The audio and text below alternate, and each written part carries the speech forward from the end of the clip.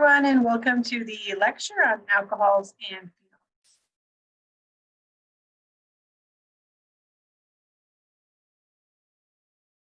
phenols. Okay, so if you are using the second edition of Klein, it is chapter 12.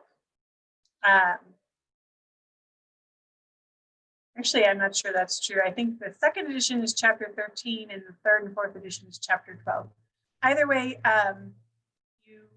whichever book you're using, just make sure you are watching the correct lecture on alcohols and phenols. So alcohols possess what is known as the hydroxyl group, which is the OH group. And, and examples are ethanol and cyclopentanol. The OH group in alcohols is extremely common and found in many natural compounds. For example, grandiciol, which is a sex pheromone of a weevil, and there's a diol in chloramphenicol, which is an antibiotic. Here's some more examples. So we have cholesterol, which contains an alcohol, vitamin D, which contains an alcohol, and a terpenoid, geraniol, which is isolated from roses. And phenols possess a hydroxyl group attached to an aromatic ring. And phenols are also important biologically.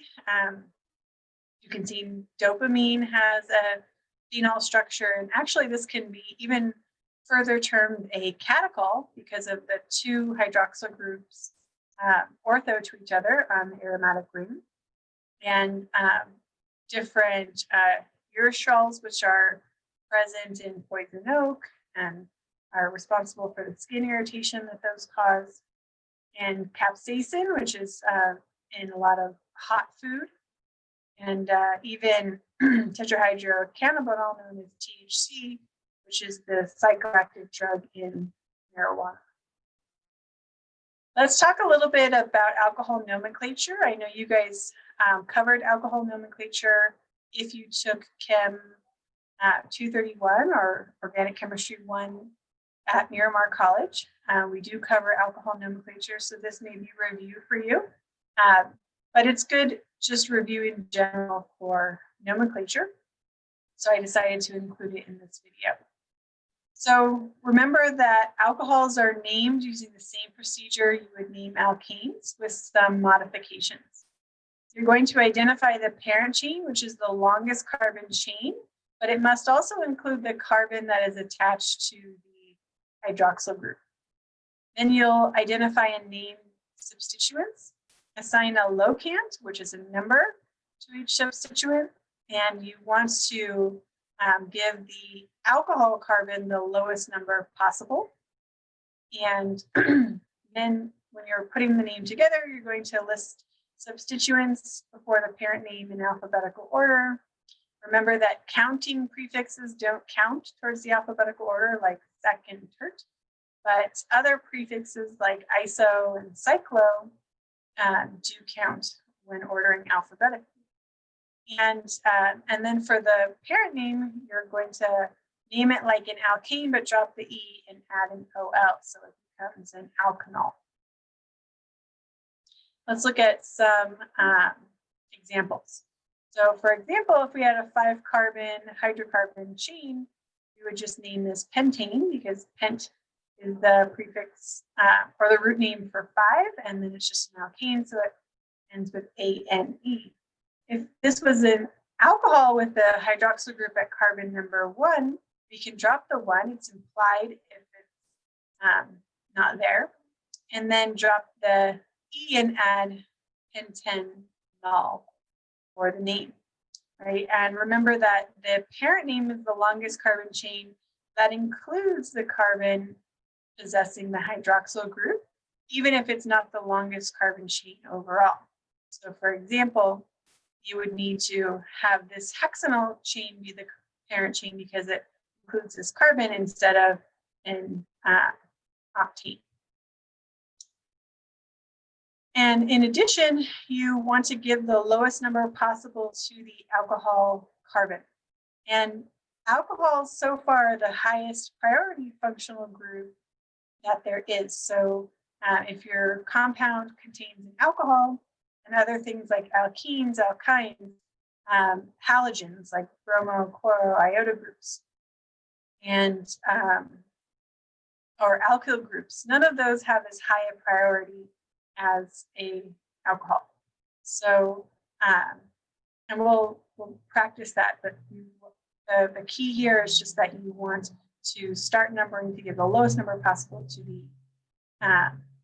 the carbon possessing the hydroxyl group for your locants, even if there's an alkene present.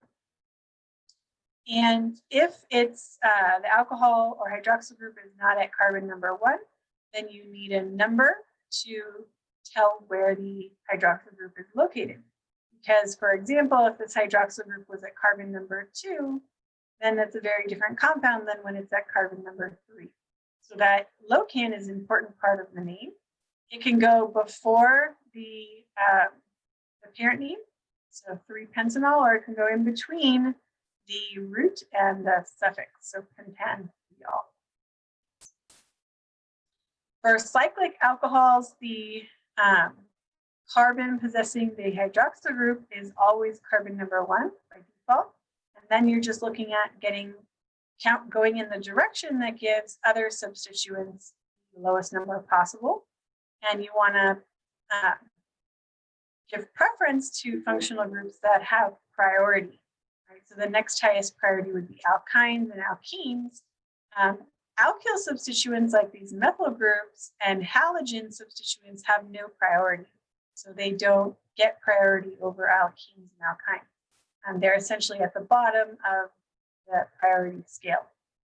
When you have a chiral center that the RNS designation needs to be included in the name. It goes before the rest of the name. If there's only one, you can just put R or S in parentheses, dash followed by the rest of the name. If there's 2, then the locant goes with it, for example, 2R, 3S, or something like that, separated by a comma.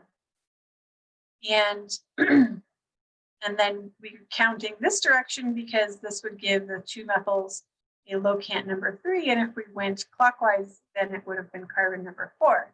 We want to go the direction that gives the lower number, all else being the same. There are also some very simple alcohols that have common names that are frequently used. IUPAC accepts these common names because they're so entrenched in the chemical literature. For example, the IUPAC of this compound would be 2-propanol, but it's very commonly called isopropyl alcohol. So common names, if you have a common alkyl group, like an isopropyl group, you can name that and then followed by the word alcohol. So for example, tert-butyl alcohol or benzyl alcohol. Notice that benzyl alcohol is different than phenol. Phenol has the OH group directly attached to the aromatic ring. Benzyl alcohol has a CH2 group in between those 2 functional groups. Like alkyl halides, alcohols are often classified by the type of alpha carbon that they're attached to. So for example, you have heard of primary alkyl halides like primary alkyl bromides and chlorides. You can do the same classification for alcohols, and it works the same way. You're going to look at the alpha carbon, which is the carbon the hydroxyl group is attached to, and see how many non-hydrogen groups are attached to there.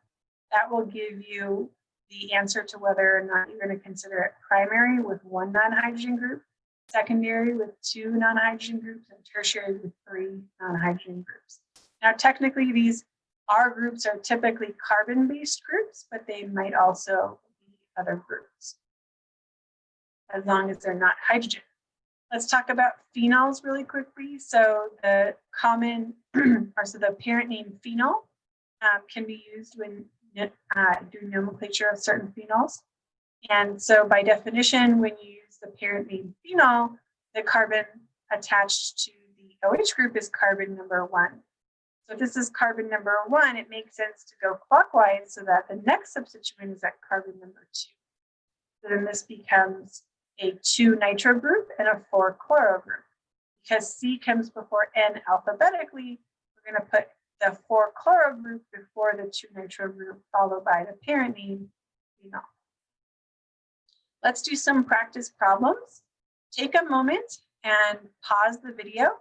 Do your best to assign an IUPAC name for the following alcohols / phenols. And then we will go over it.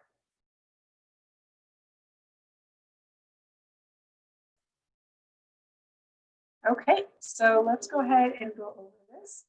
So recall that halogens have no priority, right? So we're not going to start any counting on this carbon because the goal is to get the lowest number possible for the carbon that possesses the hydroxyl group. So we're going to start counting to find our parent at the top here. I'm going to go 3, 4. We want to go to the longest carbon chain we possibly can here, which makes us go all the way to that 6th carbon. Okay, so in terms of the parent, right, we are going to call this a hexanol or a hexan 2-ol. Right? Because the hydroxyl group is not at carbon number 1, we go ahead and put that information. Okay, what are the substituents? Right, so substituents are the next step. We have a 4-methyl, and we have a 6-bromo. I usually leave, by the way, the RNS designation of chiral centers to the end, but you could do that first if you wanted to. That's totally optional.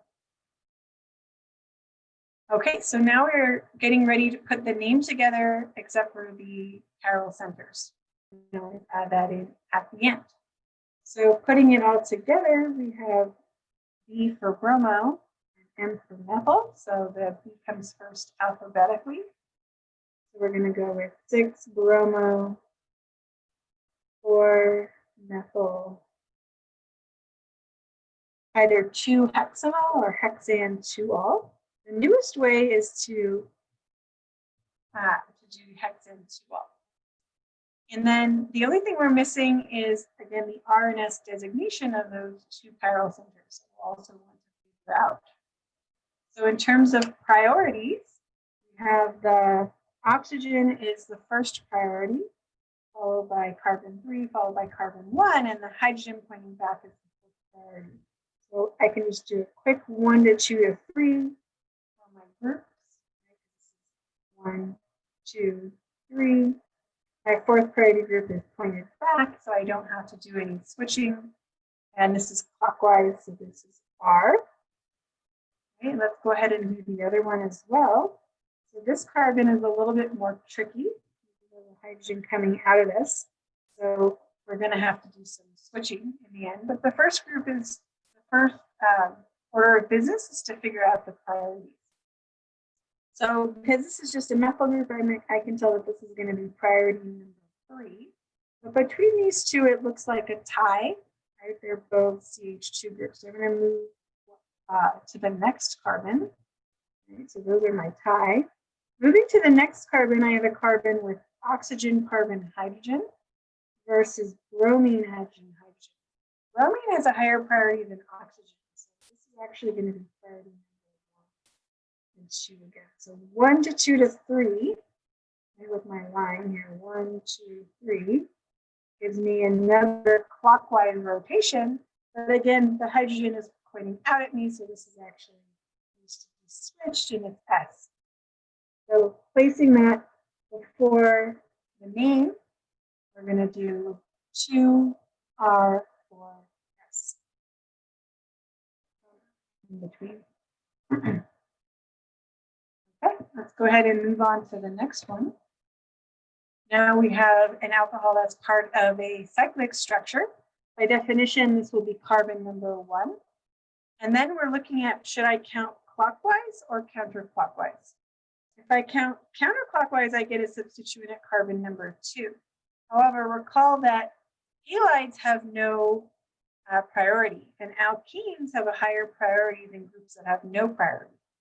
So I'm actually going to go this direction to get my next priority alkene the lowest number possible, which will end up making me go counterclockwise. So my parent then is going to be, don't forget the cyclo, right? Cyclo hex. Now, I'm not going to call it a hexane because of the alkene. So it's a hexene. So hexcyclo hex 3 ene, right? And then all. And you could do -1 all, but again, it is implied. So you don't have to do -1 all. You can just add all. So there's only one substituent here that's not part of the parent, because the alkene is part of the parent, which is a 6-fluoro. So putting that all together, we have 6-fluoro cyclo hex 3 phenol. And some people ask me, do I have to mention that this is a cis or a Z alkene? The answer is no, because it's part of a ring, and 8-membered rings, anything smaller than an 8-membered ring, by definition, has to be a Z or a cis double bond. So we don't need to worry about including that. But we do have 2 chiral centers that we need to include as well. So we have the carbon bearing the hydroxyl group. So priority 1 is the oxygen.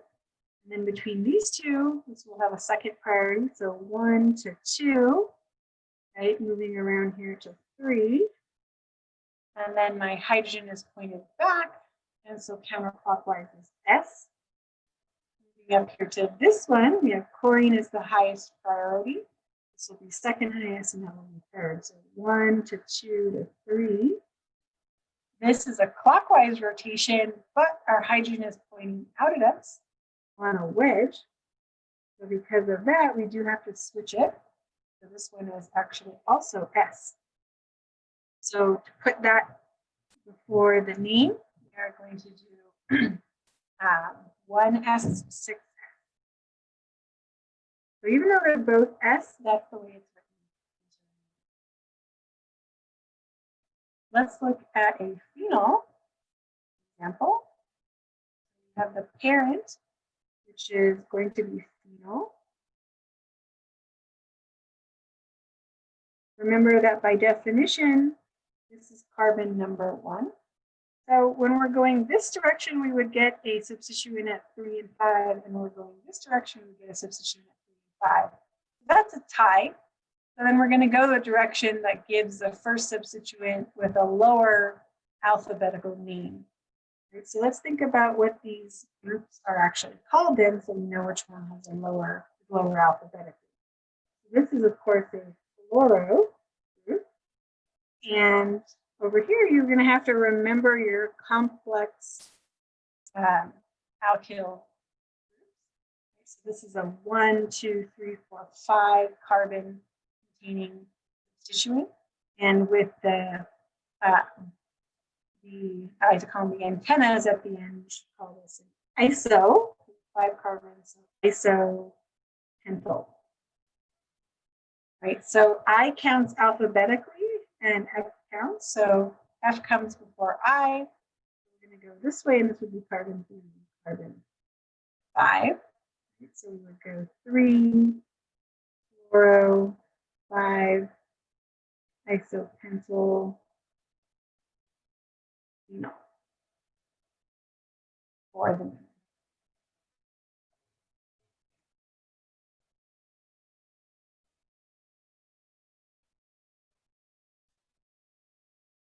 Okay, moving on to commercially important alcohols. So the simplest alcohol is methanol. Water is not considered an alcohol because it doesn't have a carbon. So if it doesn't have a carbon, it's not an organic compound, and it can't be, there's no functional group associated with it. So Methanol is actually produced about 2 billion gallons of methanol is produced every year. It's produced industrially from carbon dioxide and hydrogen gas, and that requires a catalyst to produce. And although it is toxic, meaning you wouldn't want to drink it, it does have many uses. You can use it as a solvent and a precursor for more complex synthetic compounds. And also it can be used similarly to ethanol as a fuel. Ethanol is can be produced multiple ways, and it's one of the most important simple alcohols. It is produced by the fermentation of grains and fruit to produce things like wine and beer. And we'll be doing a lab. If you're taking Chem 233L at Miramar College, we do have a biofuels experiment which produces ethanol from different types of fruits, and which is a very fun experiment. Industrially, ethanol is made via the acid catalyzed hydration of ethylene, and there's 10 million gallons per year made in just the US alone. There are many uses, including as a solvent, and similarly to methanol as a precursor to other more complex molecules. It's definitely used as a fuel alternative to gasoline. And the ethanol that is used for these purposes is denatured to avoid taxes. So ethanol that you can drink is heavily taxed.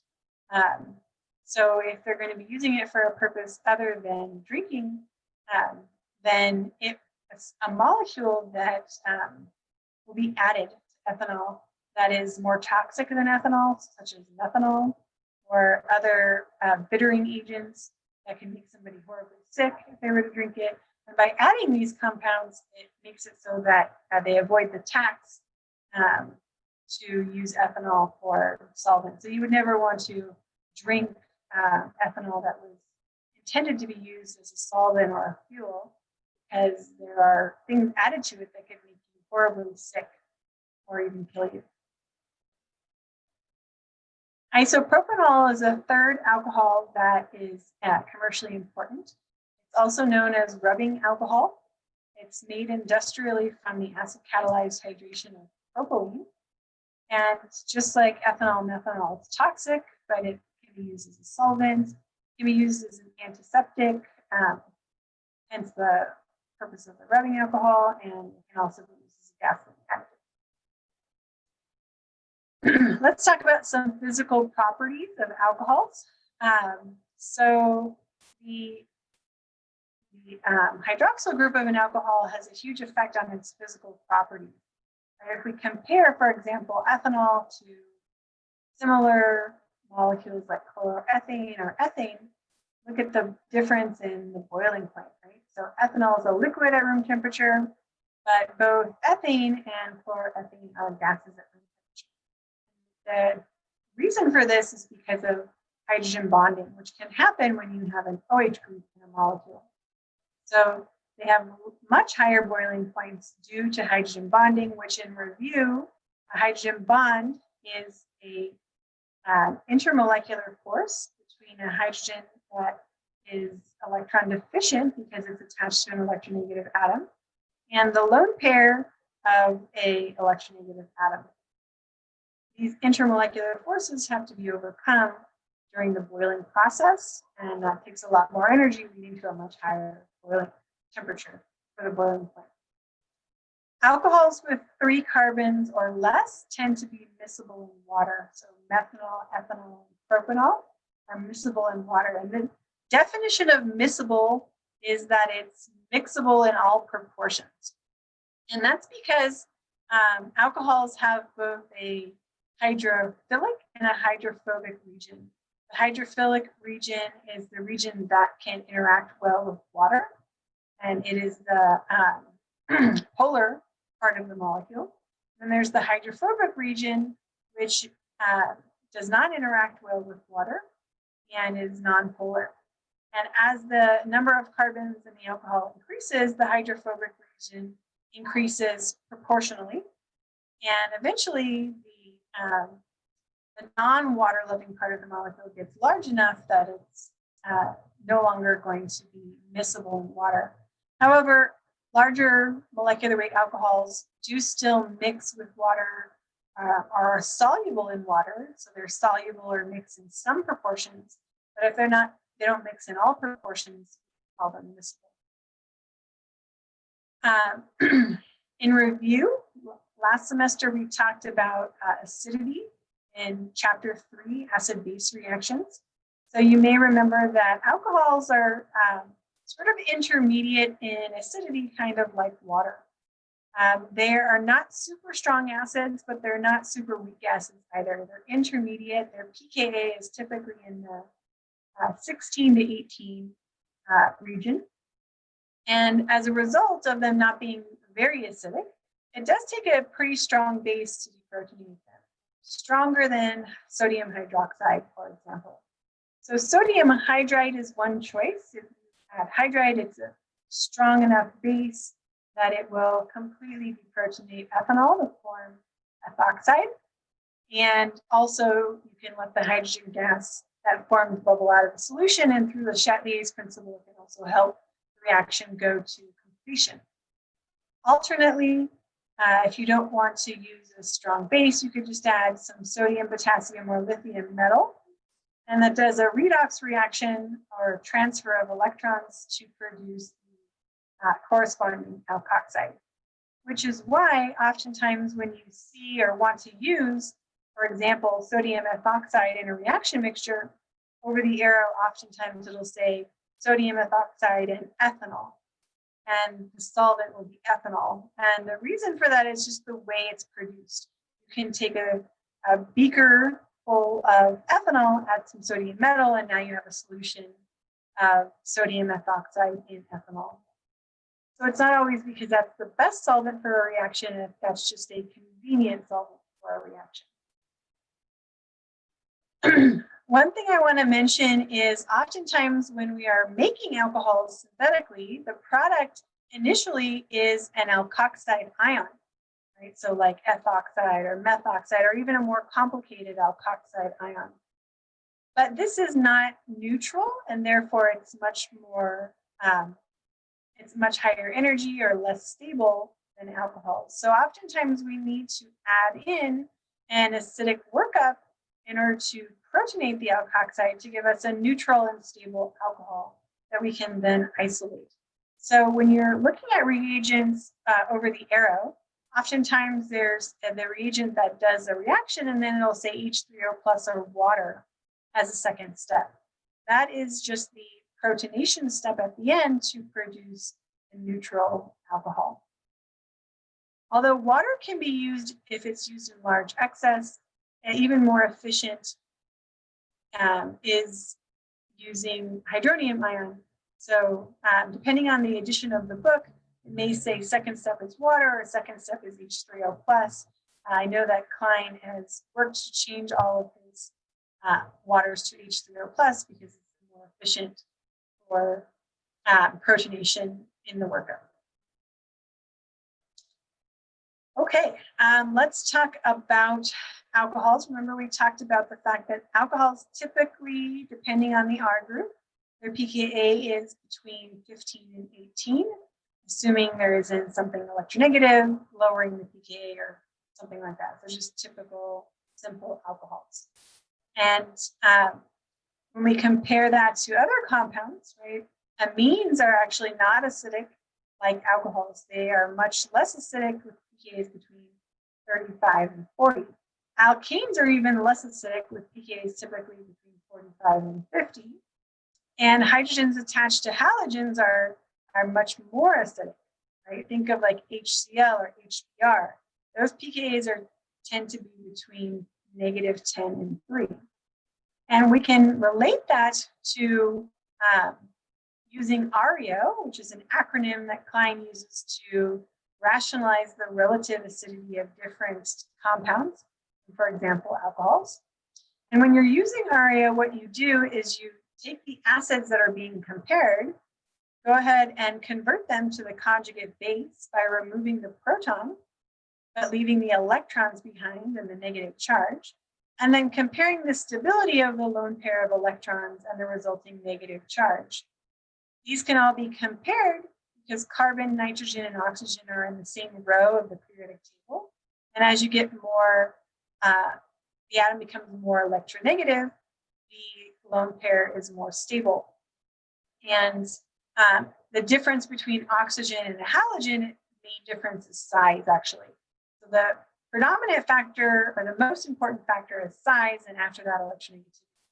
So even though some halogens are not as electronegative as oxygen, they are larger than oxygen, and that's the most important factor. So as a result, those halide ions are very stable, and the more stable the conjugate base, the more acidic the acid is predicted to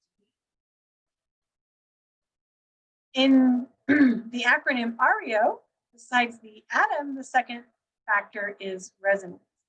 And resonance can be used to explain the difference in pKa between, for example, cyclohexanol and phenol. If we're comparing these two, we don't compare the structure of the acids directly, we compare the structure of the conjugate base. So you would remove the proton, add the third lone pair on the oxygen and the negative charge. Cyclohexanol's lone pair negative charge is localized on the oxygen, but phenol's lone pair negative charge is delocalized to a variety of positions in the ring. There's a total of 5 resonance contributors. And as a result of the lone pair being delocalized and spread out, and the charge as a result also being spread out, phenol conjugate base is a lot more stable than cyclohexanol's conjugate base. And that would predict that the corresponding acid is more acidic, and that's true. There's a difference of 8 pKa units, right? So this is a huge difference in acidity, and phenol is really millions of times more acidic than cyclohexanol. Induction is what the I stands for in ARIO, and again, that has to do with the presence of nearby electronegative groups. Even through sigma bonds, electronegative groups can help pull electron density away from a side of the molecule that happens to be electron dense. And once we lose these 2 protons, we'll have an anion on the oxygen called an alkoxide, and it will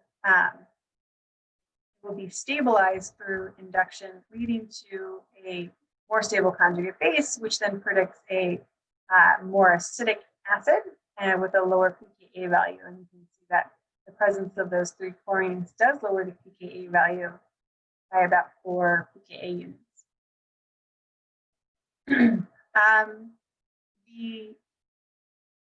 The orbital, which is the O in ARIO, is not a big factor in terms of alkoxide in alcohol, because typically the oxygen is sp3 hybridized, and it's not going to be in an sp hybridized orbital, for example. So the orbital mainly has to do with hydrogens attached to carbon and predicting their acidity.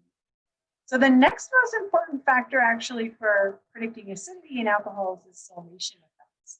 When there's no difference in the atom, resonance, induction, or orbital, then the only other factor that really can be considered is the solvent. So if you take off the proton and generate the conjugate base of ethanol and terbutanol, we get ethoxide and terbutoxide. And then because terbutoxide has a very bulky terbutyl group, the solvent is actually less able to surround the resulting negatively charged oxygen to help stabilize it. Whereas it's much more able to surround the negatively charged oxygen and ethoxide. And as a result, more stable negative charges will result in a more acidic alcohol. Right? So if we predict this to be more stable, then we should predict this to be more acidic, and it is a little bit more acidic than terbutanol. Okay, let's do some practice or problems here. For each of the following pairs of alcohols, identify the one that is more acidic and explain your choice. go ahead and pause the video, circle the one that you think is more acidic, and just give a brief explanation right below it, and then we'll go.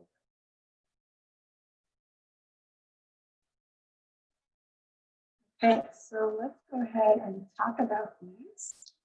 So we have an alcohol and a phenol. Recall that phenols are much more acidic than alcohols. And you may even recall the pKa values. So whenever you know the pKa values, that's super helpful. Right? We know pKa is around 10, pKa of terbutanol is around 18. So definitely, if you know the pKa values and you know that the phenol is more acidic, but the ARIO explanation has to do with resonance, right? So this is going to be a different color, out, and that's because phenoxide, which is the conjugate base of phenol, is resonance stabilized.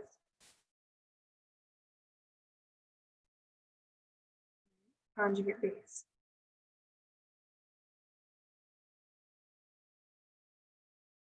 The resonance stabilized conjugate base, and tert butoxide is not.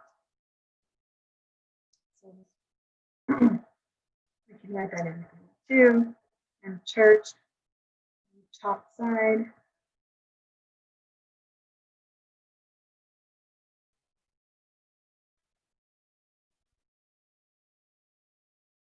okay. So for B, let's look at this. So we have two alcohols, right? The atom that will contain the negative charge after it's been protonated is the same. There's no resonance, there's no induction, there's no difference in the orbital. So the difference is the solvation effects. Right? Recall that this sterically hindered bulky group will prevent the solvent from being able to stabilize the conjugate base. So this one is predicted to be more acidic due to solvation effects.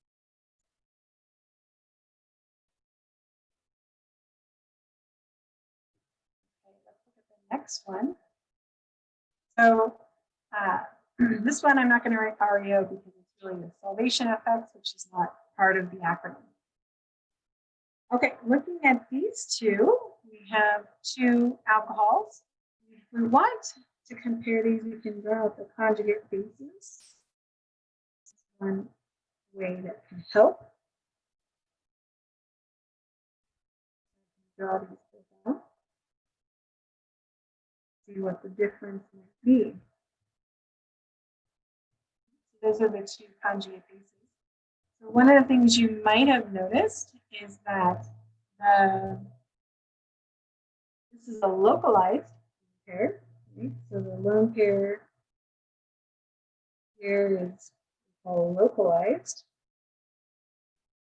Okay? And the lone pair over here is delocalized. Which means that you can draw resonance contributors. So let's go ahead and draw those resonance contributors out so we can see what those look like.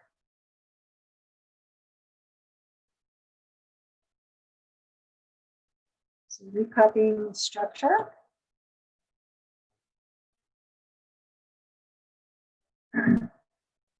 We have too blurry.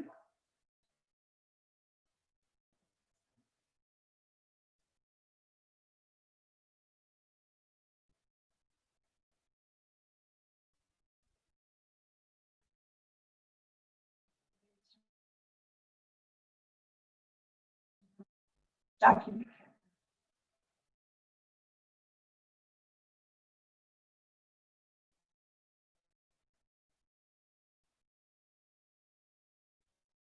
Sometimes if I give it something else to focus on, it works a little bit better.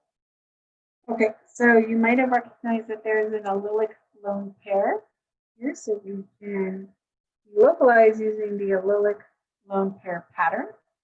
Don't forget when drawing resonance contributors to draw your double-sided resonance arrow.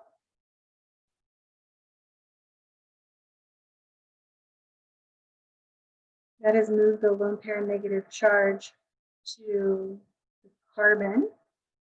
And we can even keep going. It's still allylic to the second carbonyl pi bond. So there's 3 major resonance contributors.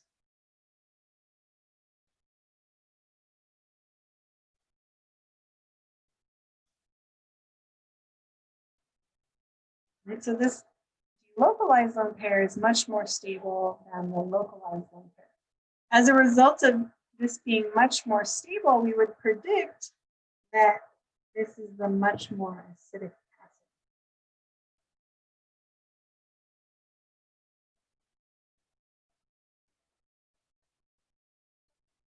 Okay, and the last example here, we have 2 phenols. The difference is that the second phenol has an additional ketone attached. So the difference is going to be sort of how does this ketone affect the stability of the conjugate base? So for example, if I was to draw this, let's see if, for example, maybe there's some additional resonance stabilization. So once we have the conjugate base, we want to see how will this ketone group affect the stability of the lone pair and the negative charge. We can recognize that I can draw resonance because this is an allylic lone pair. So I can push electrons here and I can move the electrons to form a lone pair here. But that's going to be the same as resonance with a regular phenol. So I actually want to move electrons all the way over to the oxygen. I actually can do that. So I essentially am forming a double bond here, shifting my pi bond over, and eventually shifting the carbonyl pi bond to a lone pair on the oxygen. My resonance arrow. And then I can see that there will be an additional resonance contributor possible. That's not possible with just regular phenol. And I just have to draw where I form.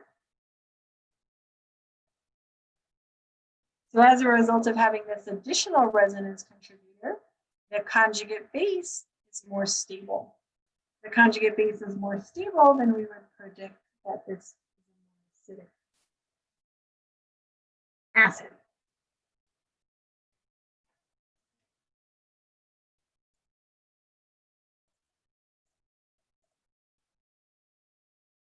Right, so let's go on to the next section, 12.3, the preparation of alcohols. So first we're going to start with some review from OChem 1, because we've seen alcohols produced as the product of reactions with substitution and addition reactions from last semester. So for example, if you take a primary alkyl halide and you treat it with sodium hydroxide, these are great conditions to do an SN2 reaction. It's great because sodium hydroxide acts as a strong nucleophile / strong base. With the primary carbon, the major pathway will be SN2, and we will get an alcohol product. With tertiary alcohols, we cannot do SN2 reactions because the alpha carbon is too sterically hindered. So instead, an SN1 reaction is possible, and it works really well with weak nucleophiles / weak bases like water. This will likely produce a mixture of substitution and elimination products going through the SN1 and E1 pathway. But if we don't heat the reaction, we get a lot more SN1 product than E1 product. With the secondary substrate, neither SN1 or SN2 is particularly effective for preparing an alcohol. And that's because with the secondary substrate and a strong nucleophile / strong base like hydroxide, E2 is the predominant pathway.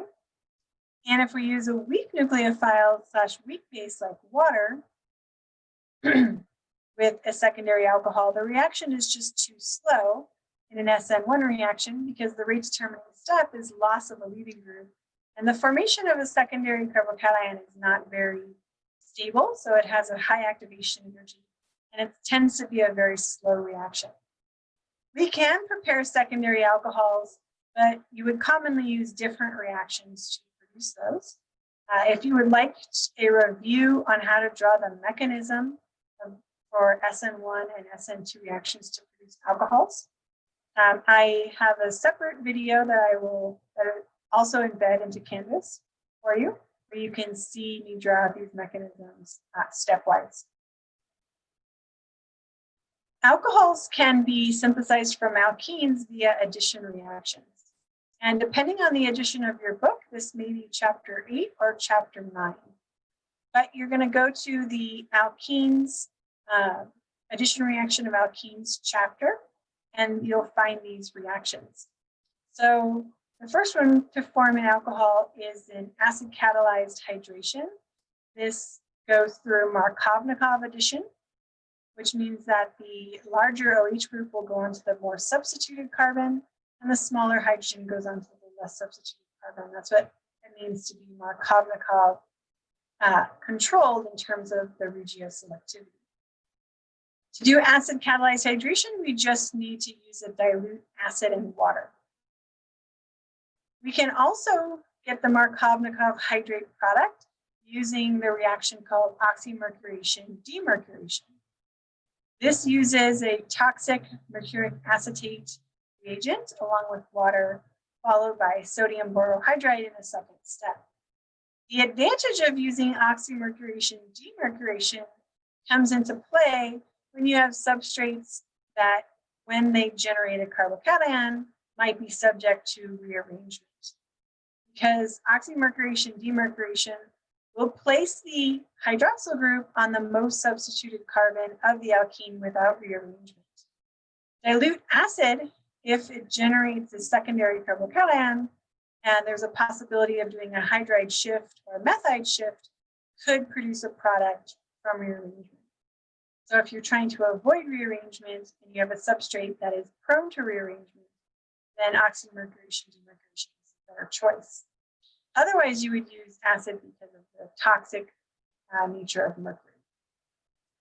Okay, and then if you want to get the anti-Markovnikov hydrate, where the OH group then gets placed on the less substituted carbon, we'll use hydroboration oxidation, which utilizes borane stabilized with tetrahydrofuran solvent, followed by an oxidative second step with hydrogen peroxide under basic conditions, sodium hydroxide. And if you want to review these reactions, including their mechanism, you can view this YouTube video. Let's do some practice problems. The most important part is being able to recognize which conditions to use in order to get the product that you want. So go ahead and pause the video, see if you can come up with the review conditions to synthesize these alcohols from the substrates given.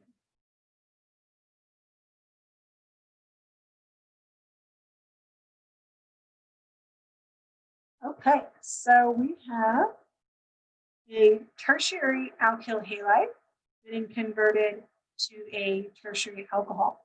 So this is a substitution reaction, and because it's a tertiary, we'll likely want to use SN1 conditions. Okay, so I know I want some conditions that favor SN1. Right? So we don't want to use a strong nucleophile instead of weak nucleophile. Water is the choice of that.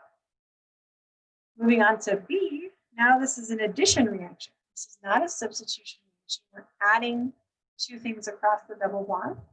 We're adding a hydrogen here and an OH group there. So this is anti-Markovnikov because the OH is going to be less substituted carbon. So you want to do an anti-Markovnikov hydration. And we want to remember the conditions for anti-Markovnikov hydration are the hydroboration oxidation conditions, BH3THF, followed by hydrogen peroxide and sodium hydroxide. In C, it's another addition reaction. And in this case, we're forming the Markovnikov product because the OH is going on the more substituted carbon. So remember, there's two conditions to form the Markovnikov hydrate. You can use acid catalyzed hydration or oxymercuration demercuration. In this case, if we form a carbocation with acid, it will be a tertiary carbocation, which will not rearrange. So we don't need to worry about rearrangement, and we can just use simple dilute acid. I'm going to move to E just to contrast that with another Markovnikov hydration. But in this case, the carbocation through acid catalyzed hydration will end up on a secondary carbon. And because it's next to this terbutyl group, a methide shift can occur.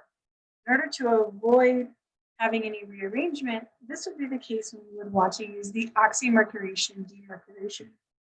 So recall, to do oxymercuration demercuration, you're going to use mercuric acetate in water, followed by sodium borohydride.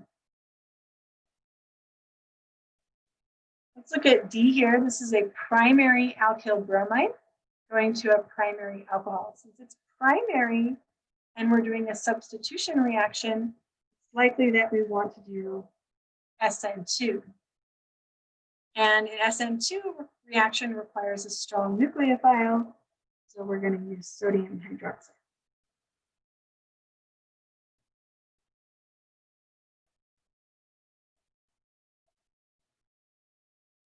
A third method to prepare alcohols is by the reduction of a carbonyl.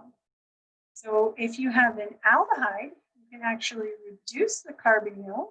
And what actually gets reduced is the carbon. So when I say I reduce the carbonyl, what I mean is that the carbonyl carbon gets reduced.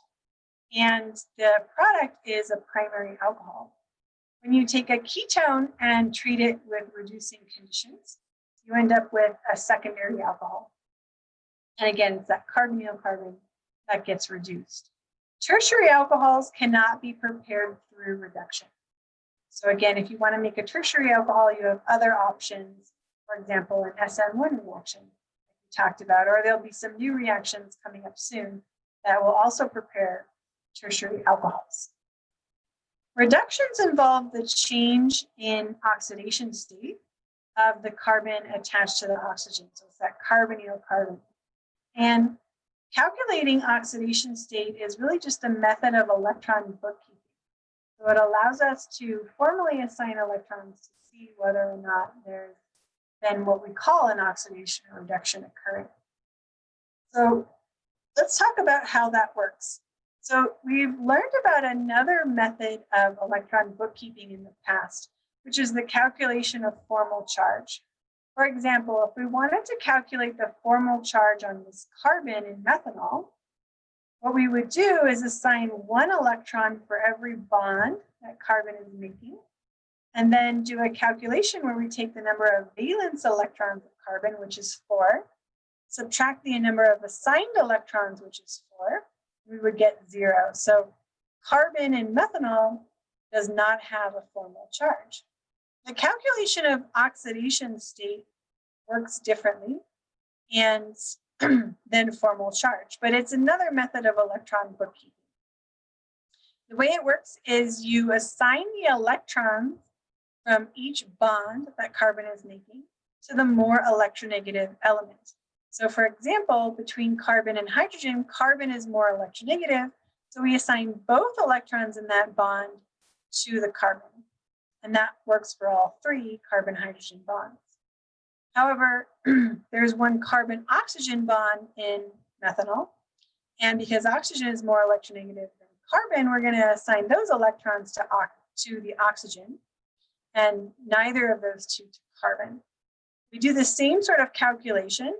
We take the valence electrons for carbon as 4, subtract the assigned electron, in this case 6, to get a calculation of 4 minus 6, or negative 2. So we say this carbon has an oxidation state of negative 2. Oxidation states for carbon range from negative 4 all the way up to 4. Right? You can see on the one hand, we have a very reduced carbon, which would be like methane, and a very oxidized carbon like that exists in carbon dioxide. You can also get values like +3 or numbers that are not on here. And that's because one of the things that's not taken into account with any of these structures is what happens when you have a carbon-carbon bond. Let's actually go back here. Let's say that one of these bonds was a carbon-carbon bond. Because carbon and carbon have the same electronegativity, it then becomes the question of how do we assign the electrons, right? Which carbon do we give the electrons to if they both have the same electronegativity? And the answer is, in that case, we're going to split them homolytically. So we'll give one electron to each carbon. So let's do some practice, right? We are going to identify if each of the following transformations are an oxidation. So the carbon has been oxidized, reduced, or neither. And the way you can do that is to calculate the oxidation state of the carbon in both the reactant and the product to see if there's been any change. One shorthand method that works in a lot of cases is to think about how many oxygens are attached. For example, you can think of this carbon as having one oxygen attached and this carbon as having 2 bonds to oxygen, or the equivalent of having 2 oxygens attached, even though they're the same oxygen. So this, with more oxygens or more bonds to oxygen, it's more oxidized, right? Less bonds to oxygen would be more reduced. So that's something to kind of keep in mind as like a shorthand thing to do without calculating oxidation number. But it won't work in all cases, so you do need to know how to calculate the oxidation number. I included the electronegativity scale here so you can see if one atom is more electronegative than another, because that's, again, how we assign the electrons to calculate the oxidation state. So go ahead and pause the video, do your best, and then we'll go over the answers.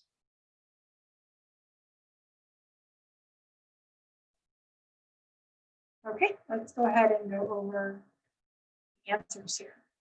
So in this case, we have a carbon. It is bonded to carbon, 2 hydrogens, right, and a bromine. So when we think about how are those electrons distributed, so I'm going to say, okay, for the carbon-carbon bond, I'm going to give 1 electron, right? Carbon-hydrogen bond, I'm giving 2 electrons to the carbon because carbon is more electronegative than hydrogen. And the bromine, if we look up here, right, comparison, bromine has an electronegativity of 2.8 and carbon is 2.5. So bromine is more electronegative than carbon as well. So we're going to assign both of those electrons then to bromine. Right? So if you want, you can draw in these atoms as well, right, with their electrons assigned. And then we're just going to do a calculation, right, of the number of valence electrons, which is always 4 for carbon, minus the number of assigned electrons. Right? So this becomes 4 minus 5 equals -1. Right? So this carbon has a -1 oxidation. When we look at this carbon, a very similar circumstance. There's 2 hydrogens attached, 1 carbon and 1 oxygen. The only difference is bromine versus oxygen, but both bromine and oxygen are more electronegative than carbon. So they're going to both be assigned the electrons in the carbon, bromine or carbon oxygen bond. So when you do that calculation, you're going to end up with the same oxidation state. Right? So the answer to this one is neither. So this substitution reaction, SN2 reaction, likely because it's a primary substrate, is not an oxidation reduction reaction, not what we call a redox reaction. Coming over here to look at this one, right? We have 1 hydrogen attached. So that carbon is going to have both electrons from the carbon-hydrogen bond, neither from the carbon-oxygen bond, but 1 electron each from the 2 carbon-carbon bonds. Right? So this is going to be a 4 minus 4 equals 0 situation. This has an oxidation state of 0. What about the carbon of a carbonyl of a ketone? So in this case, the carbon has one electron each from the two carbon-carbon bonds, but all 4 electrons in the double bond to the oxygen are assigned to oxygen. So as a result, the calculation is 4 minus 2 equals plus 2. Right? So the carbon's oxidation state has actually changed in this case, and it's gone from 0 to plus 2. Right? You might want to remember your little acronym. When I was a student, I learned Leo the lion says GER, which stands for lose electrons oxidation, gain electrons reduction. But I know a lot of people learned oil rig, right, which stands for oxidation is loss, reduction is gain. So we have going from 0 to plus 2, right? Are we gaining electrons or losing electrons? So electrons are negatively charged. You're actually losing electrons, right? Because to go from 0 to lose 2 electrons. So this is an oxidation.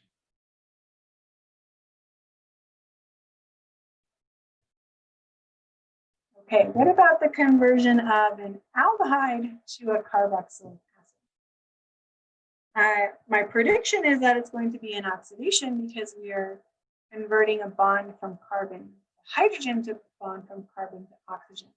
The more bonds to oxygen, the more oxidized.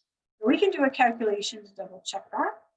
This carbon will get both electrons from the carbon-hydrogen bond, none of the electrons to the oxygen, but 1 electron from the carbon-carbon bond.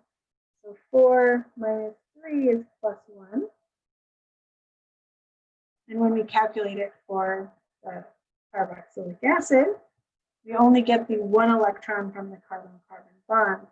All the other bonds are to oxygen, and those electrons are assigned to the oxygen. So 4 minus 1 equals plus 3. So we've gone from plus 1 to plus 3, which again is an oxidation.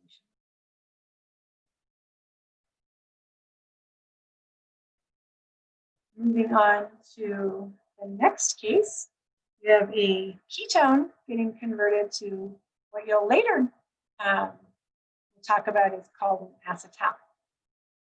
So we have, let's calculate the oxidation state. So 1 electron assigned each from the 2 carbon-carbon bonds, nothing from the bonds to oxygen.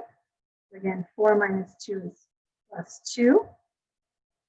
Over here, this carbon has 1 electron each from the 2 carbon-carbon bonds, and it's still bonded twice to oxygen. So no difference, right? Same calculation, and this is neither.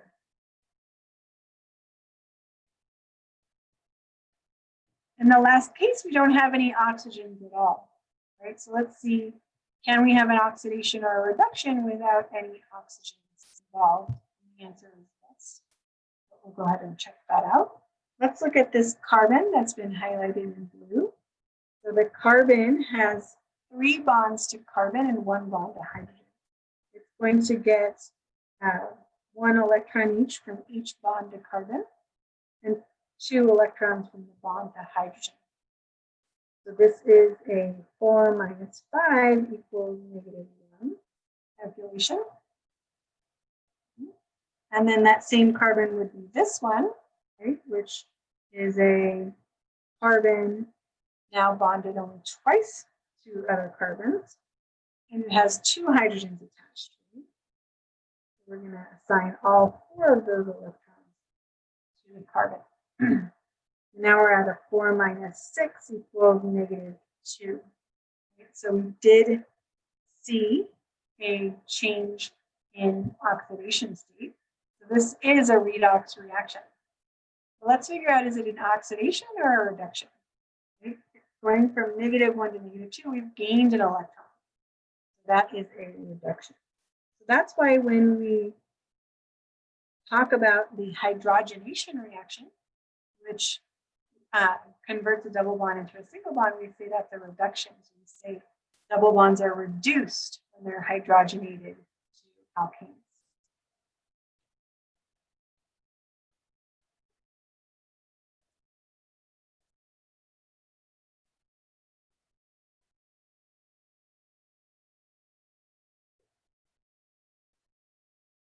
Okay, so we've talked about the fact that you can reduce an aldehyde or ketone to an alcohol.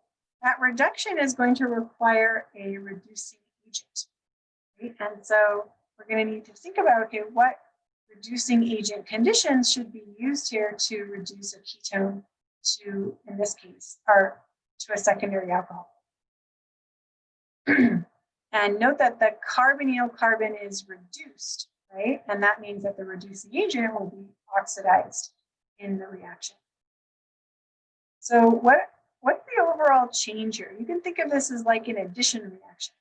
Remember that addition reactions utilize alkenes and add things across the double bond. We're kind of doing the same thing, except for this isn't an alkene, it is a carbonyl, but it's still a pi bond similar to an alkene. And we're adding things across this pi bond. What gets added to the oxygen is just a proton. But what gets added to the carbon here is not just a proton, it's a proton and 2 electrons, right, or a hydride. So in the end, we're not just adding 2 hydrogens, 2 protons across the double bond. We're actually adding 2 electrons as well. So that's the important part. And the way you can think about that is draw out the resonance contributor of this ketone, where you do the pi bond between atoms of differing electronegativity pattern.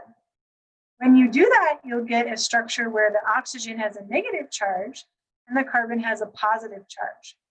So the oxygen with a negative charge will just like to pick up 1 proton to become OH, because it already has an extra 7 electrons. But the carbon with the positive charge is electron deficient, right? It doesn't just need a proton.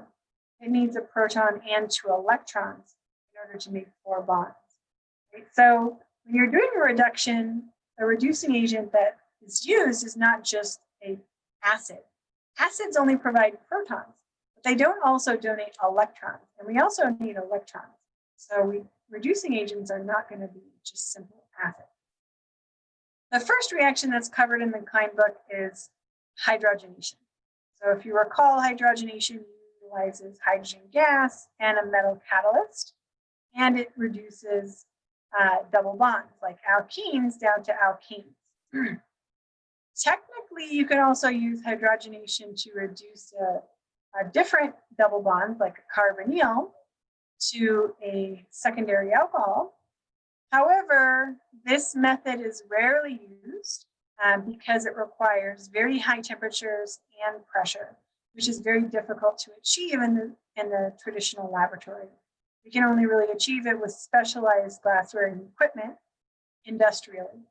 So although this reaction shows 95% yield and looks like a great reaction, you actually want to make a big X for it, right? When you see it or in your notes, copy it down and then make a big X. We're not using this reaction because it doesn't work unless you use high temperature and pressure, which is not conditions that are easily used. So I think this is very misleading of Klein to include in the book because it's not a great reaction. And over the arrow, you don't write high temperature and pressure. So it doesn't seem like it needs that unless you read the fine print. By the way, I've created a video where I've drawn out the mechanism by hand. So if you'd like to watch that video, a link to that will be included on your Canvas shell. Which, by the way, is recommended for you to watch those videos. Okay, so what reducing agents actually do work really well for the reduction of ketones to secondary alcohols, for example? If we can't use hydrogenation, what conditions work well? And the answer to that is we can use what's called sodium borohydride, which is abbreviated NaBH4. And the solvent for that is typically some sort of protic solvent, like ethanol, methanol, or water, because that's where the proton or the hydroxyl group comes from in the end. So these actually function not just as a solvent, but also as the proton source for the substrate in the last step. So how does this mechanism work, right? Sodium borohydride is essentially a nucleophilic source of hydride. You might recall that sodium hydride is another source of hydride. However, sodium hydride, which is abbreviated NaH, is not a good source of nucleophilic hydride. So if you just add sodium hydride to a ketone, it will not do this reaction the way sodium borohydride is completing this reaction. So the mechanism, though, is for the electrons from the boron hydrogen bond to detach along with the hydrogen from sodium borohydride and then do a nucleophilic attack on the electron deficient carbonyl carbon. Recall that if we're doing a nucleophilic attack on carbonyl carbons, we also need a resonance arrow to avoid exceeding the octet on this carbon. So the first step delivers a hydride, which is a hydrogen atom's nucleus and its 2 electrons. And we've essentially, at this point, reduced this carbon, and we have an alkoxide. And remember, we talked about the fact that the solvent will be water, methanol, or ethanol. That will be our acid or a source of protons for the proton transfer, producing the neutral alcohol.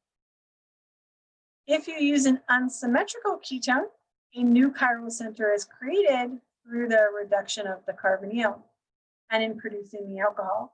When you get a new chiral center, you will always get a racemic mixture of the 2 stereoisomers that result, or the 2 enantiomers to be more specific.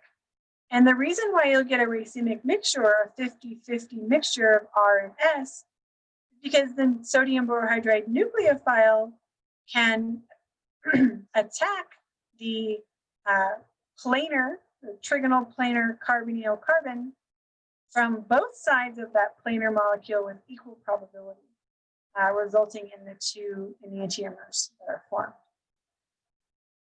Another reducing agent that's used similarly to sodium borohydride is lithium aluminum hydride, sometimes abbreviated LiAlH4, and sometimes just abbreviated even more simply as LAH.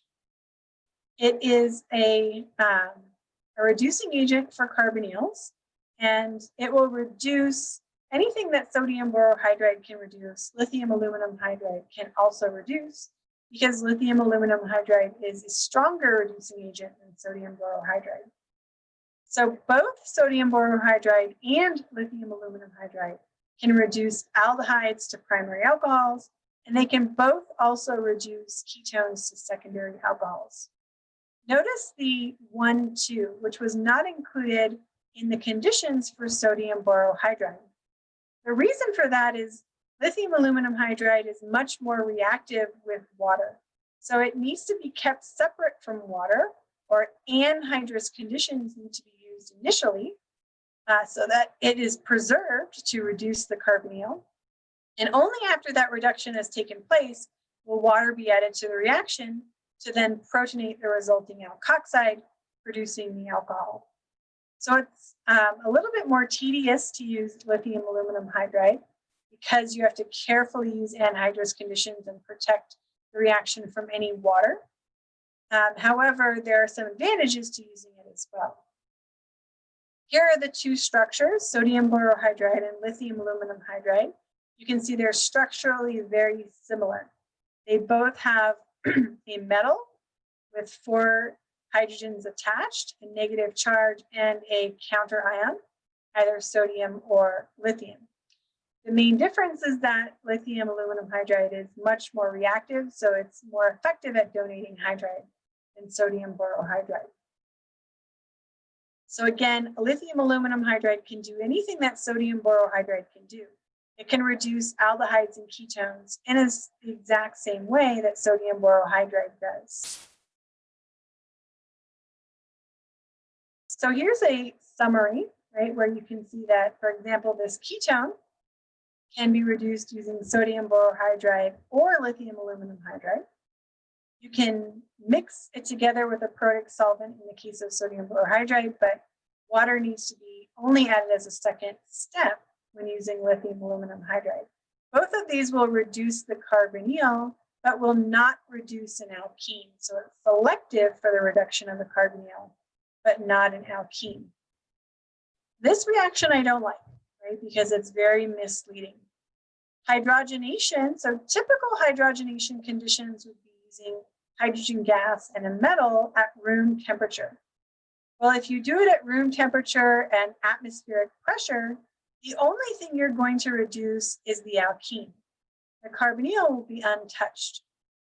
However, if you were to use high temperature and high pressure, then the carbonyl can also be reduced to an alcohol. So in that case, you would get both reductions. But again, it's very temperature and pressure dependent. At room temperature and atmospheric pressure, only alkenes are reduced through hydrogenation.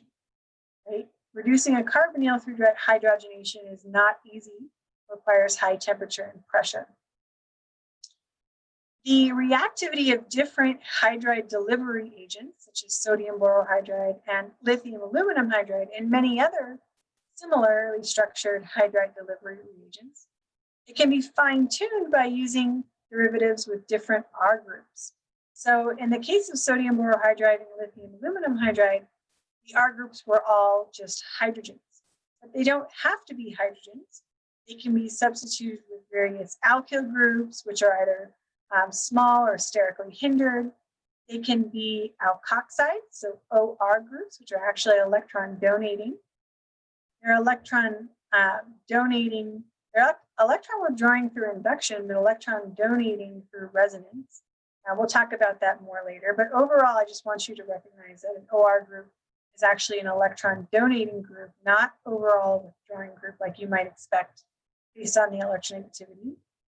And for example, you can also have cyano groups there, which are examples of electron withdrawing groups. All of these groups will either attenuate the reactivity of these different reagents by making them more reactive by donating electrons.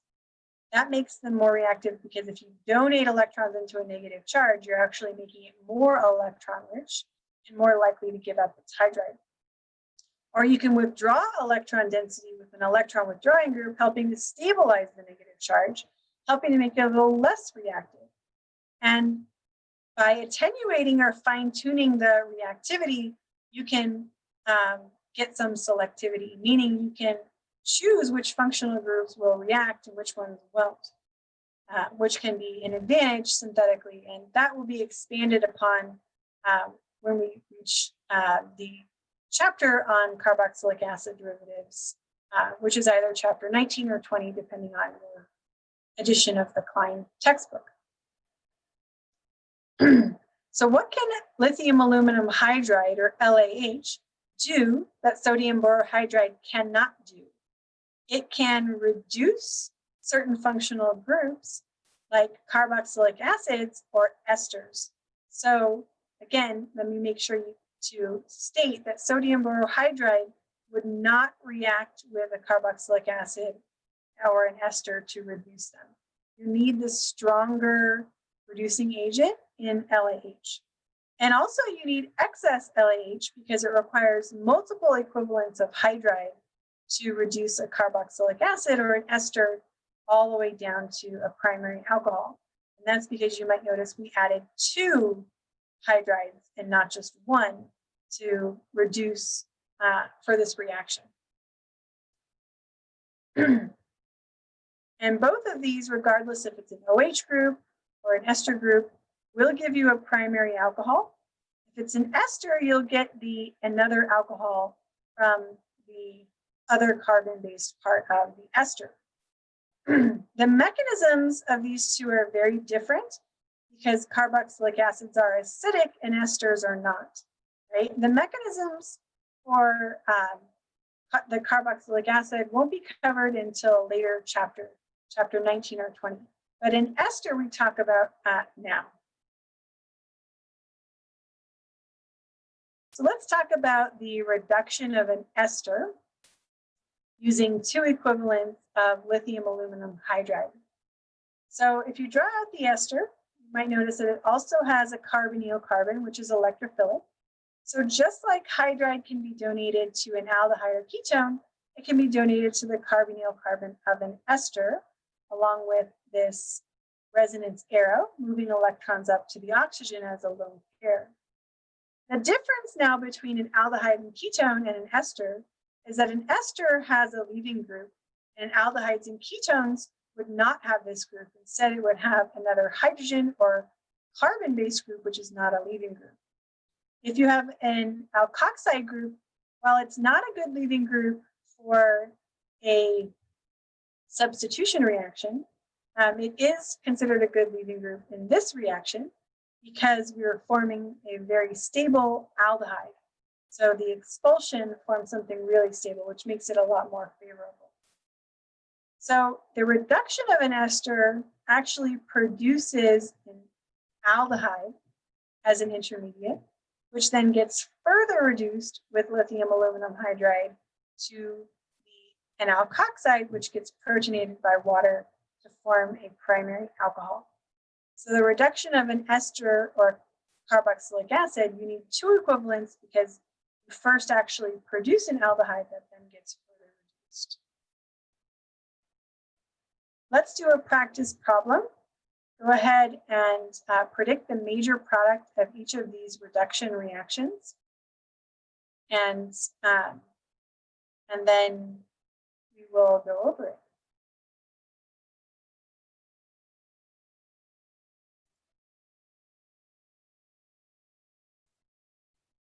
All right, let's go over these problems.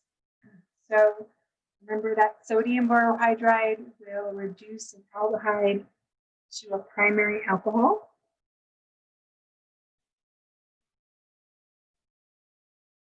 And then lithium aluminum hydride will also reduce the aldehyde to the same primary alcohol. Lithium aluminum hydride will reduce an ester to a primary alcohol. So this carbon becomes a primary alcohol, and then this methoxide gets kicked out and becomes methanol.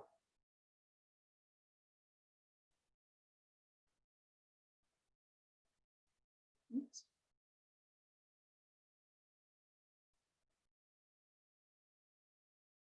So some methanol, and then, sorry about this, it's not supposed to be a wedge or anything, just a primary alcohol. And sodium borohydride will reduce a ketone to a secondary alcohol. And technically, this is a chiral center. So if we want to be specific, we could draw one of the enantiomers and the other, or write +En. And then lithium aluminum hydride will reduce this ester, but it's a cyclic ester. So it becomes a attached compound where these two essentially are attached to each other. So we end up reducing this carbon to a primary alcohol, and then getting a CH2, CH2, CH2, OH. Right? So we can do OH, CH2, CH2, CH2, and then another primary alcohol. So it should be 4 carbons, right? The OH, then 1, 2, 3, we can count 1, 2, 3, and then carbon 4 with the other OH. 1, 2, 3, 4. So when it's cyclic, it's a little bit tricky, but if you use the counting, it will really help.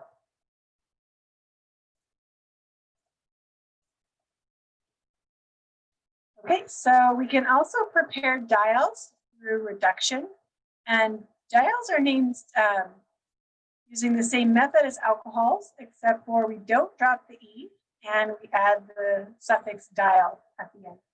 So this becomes 1,3-propane diol and 1,5-hexane diol. And sometimes the term glycol is used to describe a compound with 2 alcohols.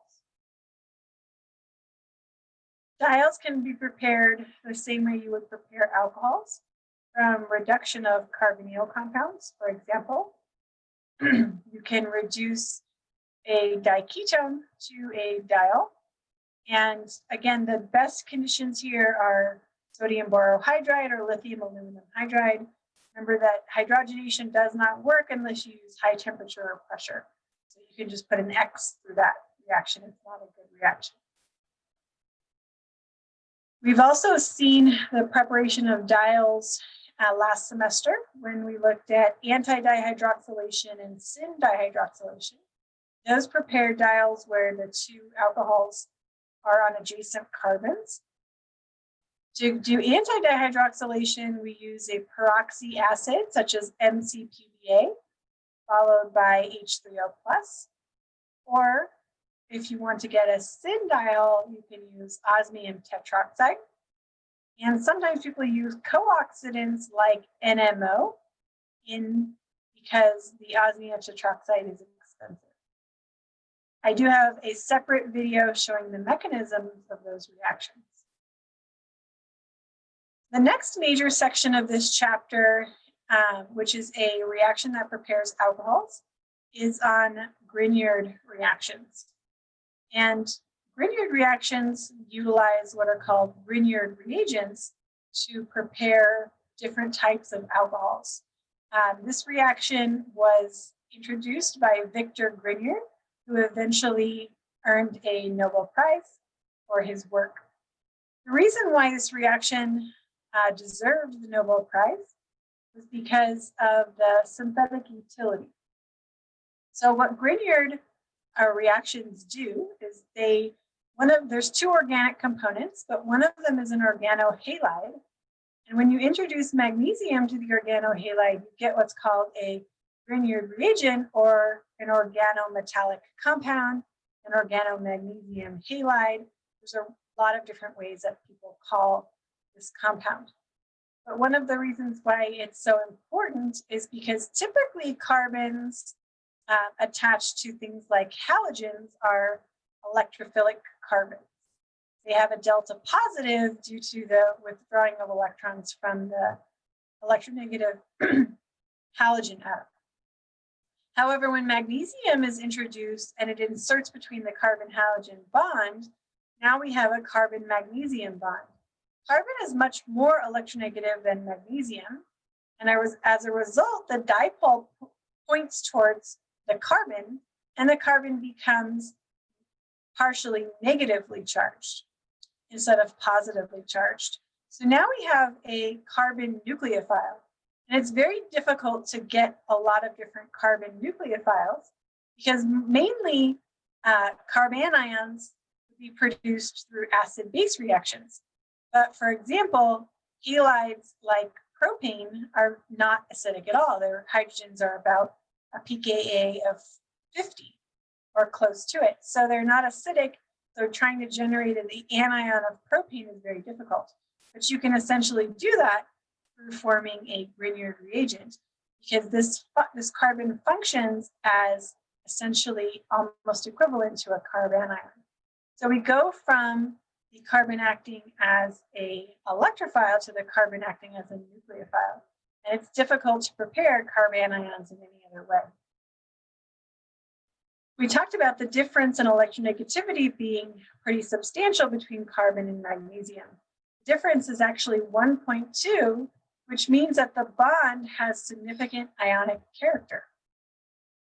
And it's well into the polar covalent category, which has some people even draw as an ionic bond entirely.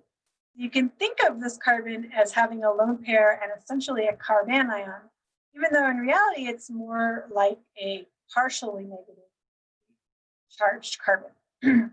However, it is a fairly strong negative charge, and in addition to being a strong nucleophile, it's also a strong base.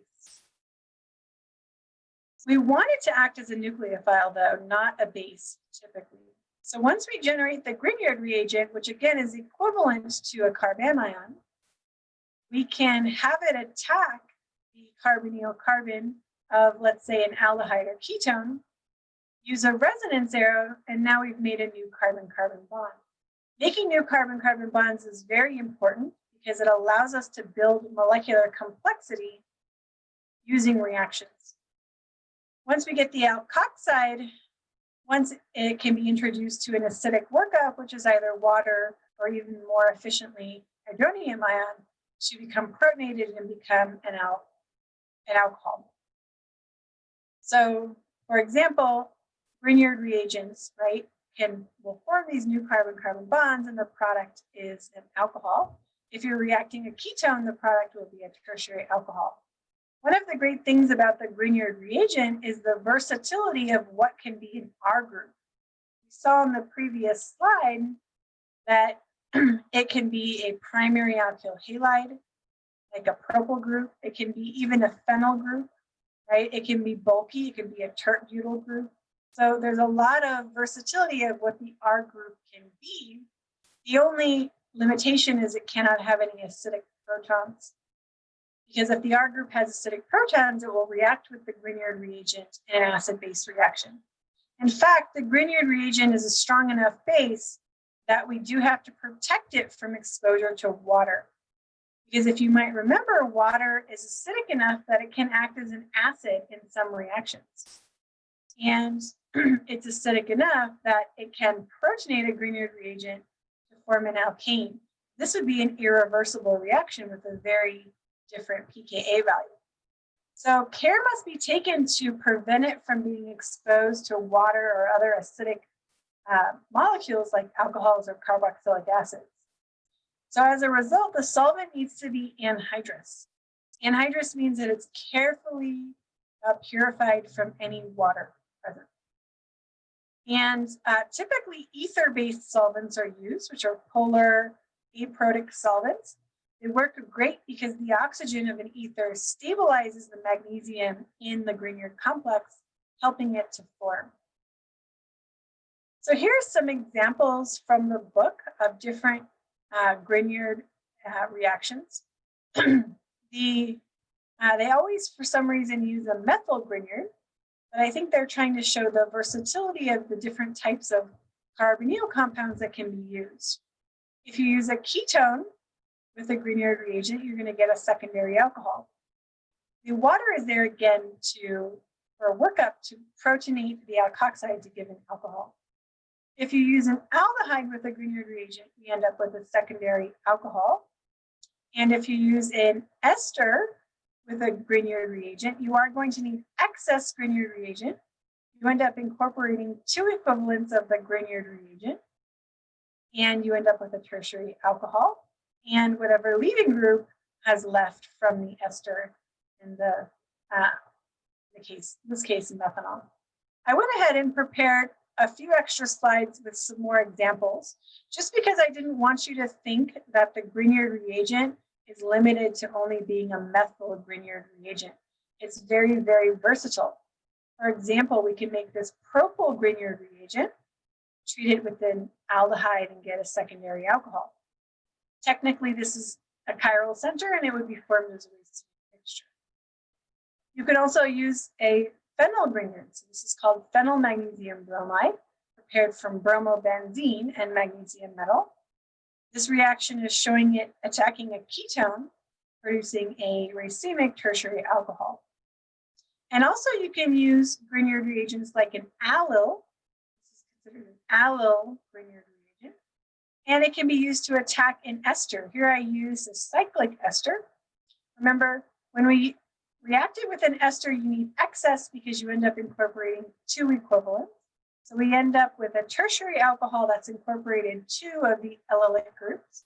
And then since it's a cyclic ester, the alcohol that gets kicked out of the leaving group ends up tethered to the molecule, and we end up with a diol. Here are a couple more examples. And in this slide, I really wanted to show that we have 2 organic reactants. In a lot of cases, they'll show the aldehyde or ketone or ester as the reagent or the reactant, followed by using a Grignard reagent to produce the product. But you might also see it starting from the alkyl halide. Starting from the alkyl halide, we would need to use magnesium to form the Grignard reagent, where the magnesium inserts between the carbon-bromine bond. Then that Grignard reagent would attack an electrophile, in this case, I've shown an aldehyde, to form the secondary alcohol product after acidic workup. Phenyl magnesium bromide can be used as well treat with magnesium to form the Grignard reagent. In this case, I've shown it attacking a ketone, and the product is a tertiary alcohol. So you can see that either the carbonyl component or the organohalide component can be drawn as the organic reactant because there's really two organic reactants. And the way the reagents are drawn over the arrow depends on whether or not you're starting from the organohalide or the aldehyde. Let's do a practice problem and practice fill in the missing product, reagents, or reactant below.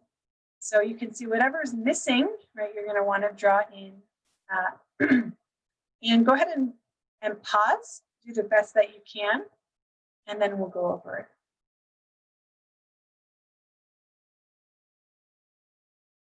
Okay, let's go ahead and go over it. So it looks like we are starting from a ketone and getting a tertiary alcohol. That only requires one equivalent of the Grignard. And it looks like I'm going to be adding in a 4-carbon Grignard. I'm just going to go 1, 2, 3, 4, and then add in MgBr. So that's step number 1. And of course, I need the acidic workup. I'm going to write H3O plus as the second step. In B, it looks like I'm starting from the halide. In this case, we call this a vinyl halide. It's not aloe. Aloe would have the double bond here, right, where you have one single bond in between, but this is it's considered a vinyl where the halogen is directly attached to double bond. Either way, the magnesium will insert between the carbon-bromine bond and then attack the aldehyde. When you use an aldehyde, you're going to get a secondary alcohol product, so make sure to draw that. I'm going to start with the aldehyde and then draw the secondary alcohol. And then I'm going to go ahead and add in this R group to the other side, making sure I have 1, 2, 3 carbons. So I should be adding 1, 2, 3 carbons. So that now I have a total of 5 carbons. So 3 carbons here, 2 carbons there, 5 carbons. It's always good to count your carbons to make sure that you don't accidentally miss one. Technically, this would be formed as a racemic mixture since we did form a chiral center.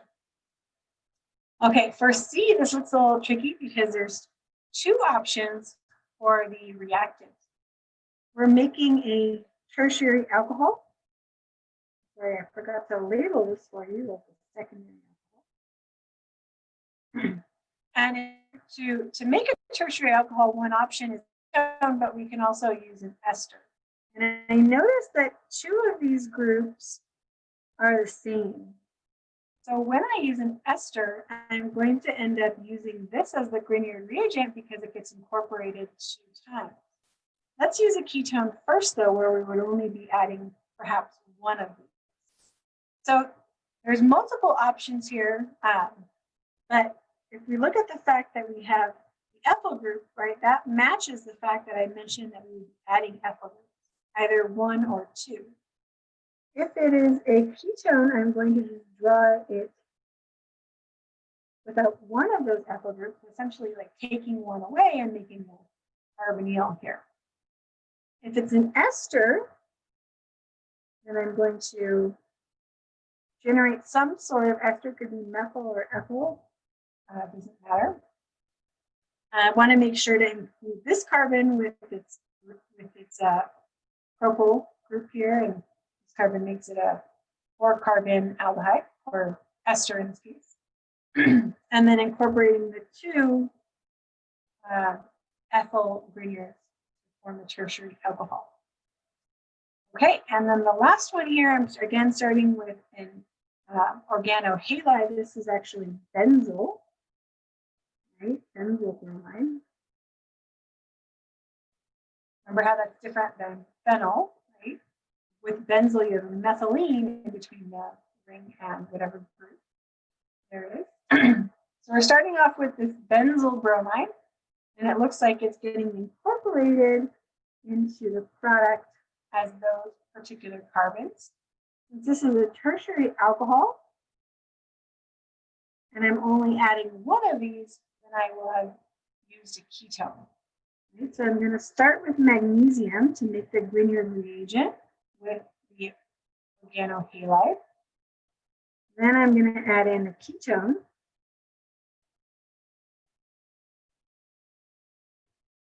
Which is a 1, 2, 3, 4 carbon ketone, followed by the acidic glucose.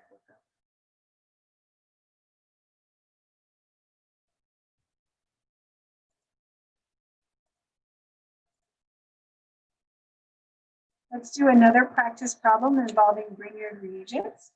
Show 2 to 3 different Grignard reactions that can be used to make the following alcohols starting from an aldehyde or ketone. I'll go ahead and give you a minute to pause the video, and we'll go.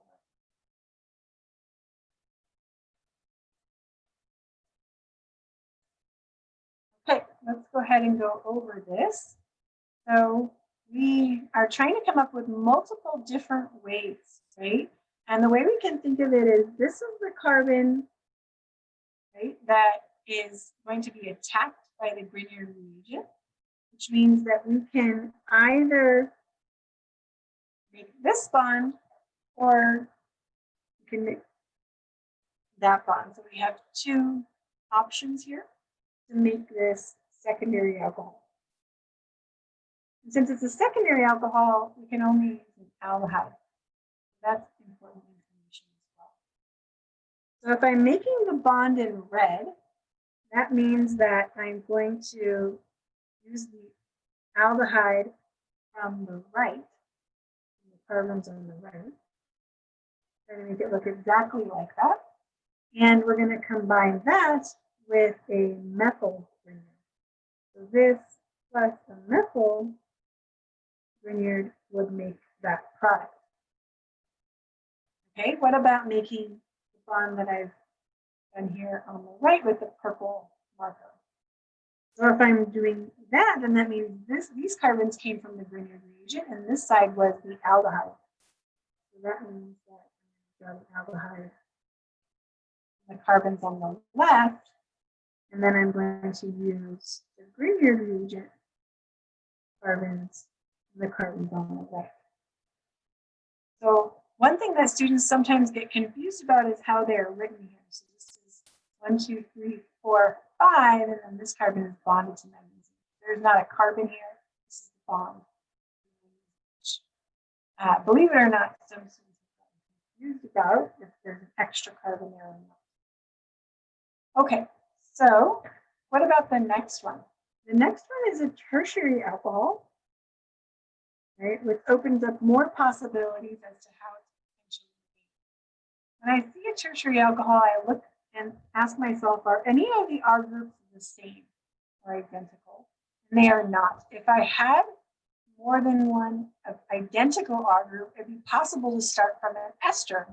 But because all 3 of these propyl, methyl, and phenyl groups are all different, then I had to have started with the ketone. So my options are now threefold because I have that carbon, and then I have all the bonds, the carbon-carbon bonds to that carbon that can be made through the reaction. I'm going to do a bond in red, bond in purple, and bond in purple and blue are not that different, so hopefully it'll show up a little different on the screen for you guys. Okay, let's look at the bond in red. So whatever's on this side was the Grignard reagent, right? So that is our methyl Grignard reagent. And we have the other side we're just going to make into the ketone.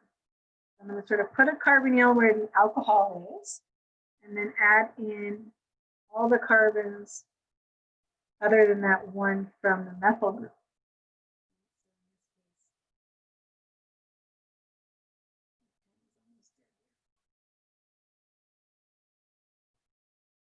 Okay, those 2. The bond in purple here is using the phenyl Grignard reagent. So that would mean draw phenyl magnesium bromide plus the ketone with the methyl groups and the purple group. And then my last choice is the one up here in blue, right? And that is introducing 3-carbon Grignard and then methyl ketone phenyl. So a lot of different possibilities of how we can form this tertiary alcohol from different ketones and different Grignard reagents, depending on which carbon-carbon bond we end up forming.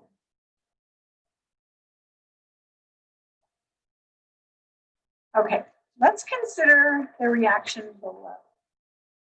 If we start with this alkyl halide, it also happens to have an alcohol attached to it, and treat it with magnesium. We can form a hypothetical Grignard reagent where the magnesium has inserted between the carbon-bromine bond to form the Grignard reagent. The reason why this is hypothetical is because it would not work. And the reason it would not work is as soon as the magnesium inserts, this carbon becomes a strong base. And we've introduced this acidic proton into the reagent. So the strong base would just remove the acidic proton, and you would essentially not have the Grignard reagent anymore. And it wouldn't be available to, for example, attack a ketone to form a tertiary alcohol. So this is a reaction that is hypothetical. It wouldn't work because of the alcohol being there and the fact that alcohols are acidic. What we can do, though, is we can use what's called a protecting group. The alcohol can be protected to prevent it from reacting. So let's look at what that would look like in general terms. The alcohol can be protected using some conditions, right? Sometimes this is also called a blocking group. From there, if the alcohol's acidic proton is no longer a problem, we could use the alkyl halide, add magnesium, form the Grignard reagent, add the ketone to form the tertiary alcohol, and then later deprotect the protecting group and reveal the alcohol again. So we've essentially gotten around the problem by using what's called a protecting group. What sort of protecting groups work? Well, one such protecting group is the trimethyl silyl group, abbreviated TMS. We can convert an alcohol to this protected alcohol, which is called a silyl ether, or trimethyl silyl ether. It's essentially called an ether, or kind of like an ether, because silicon is kind of like carbon, and if it's 2 carbons, then this would be like an ether, so it's called a silyl ether. Anyway, the silyl ether is generally abbreviated OTMS, and the great thing about it is that acidic proton is gone. So this is not going to be a problem in a Grignard reaction. We would be able to perform the Grignard reaction with the protecting group on, and later we can remove the protecting group. So how do we place the protecting group on? It utilizes TMS chloride, which is also known as trimethyl silyl chloride, and some non-nucleophilic bulky base, which is triethylamine, to convert the alcohol to the silyl ether. The mechanism for the conversion to the silyl ether is thought to occur by SN2 reaction, even though the silicon is sterically hindered. Because silicon is a much larger atom than carbon, the backside attack is not as hindered as it would be if it had been carbon and not silicon. Later on, we can remove the silyl group using either dilute acid or a fluoride ion. Fluoride ions can be supplied by using what's called TBAF. TBAF is tetrabutyl ammonium fluoride. The fluoride is what's important, but the problem with using fluoride in organic reactions is that most of our organic reactions are done in organic solvents because our organic substrates dissolve well in organic solvents and they don't dissolve well in water. The problem with fluoride is that fluoride does not dissolve well in organic solvents. It's too polar. So by combining it with a tetrabutyl ammonium counterion. This will help it dissolve in organic solvents by making the entire ionic compound much less polar. Once it's in solution, it can do its job to deprotect the silyl ether. So the synthesis would involve first protecting the alcohol using TMS chloride and triethylamine, performing the Grignard reagent by treating the alkyl bromide with magnesium, followed by whatever ketone was wanted, and an acidic workup to form this tertiary alcohol. And then finally, TBAF deprotection of the TMS ether to reveal the second alcohol, making a diol product. Let's talk about, so we're going to be transitioning now to reactions of alcohols. Up to this point, we've been discussing reactions that produce alcohols. But we also want to talk about in this chapter reactions where alcohols are the starting material and used to produce other things. We're going to start with review reactions. And for example, the use of alcohols in substitution reactions, like SN1 and SN2 reactions from last semester. If we start with an alcohol substrate, we have a poor leaving group, or an SN1 or an SN2 reaction. So one of the ways to overcome a poor leaving group is to treat the alcohol with an acid, such as HBr. When you use HBr, the alcohol will become protonated, forming a good leaving group, which can leave to form a stable carbocation, such as a tertiary carbocation. Later, the bromide can do a nucleophilic attack to form the alkyl halide. If we were using a primary or secondary alcohol, the reaction will occur via an SN2 pathway instead of an SN1 pathway. The mechanisms can be viewed as stepwise formats using this. So recall that using an acid is not the only way to make a good leaving group out of an hydroxyl group. You can also form a tosylate.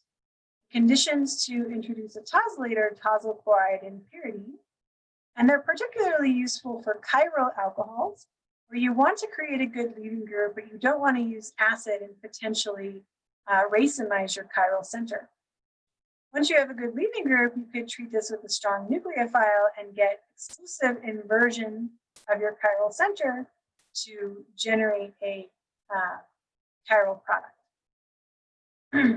So notice that the tosylate reaction does not change the chirality, but the SN2 reaction does invert the chiral center.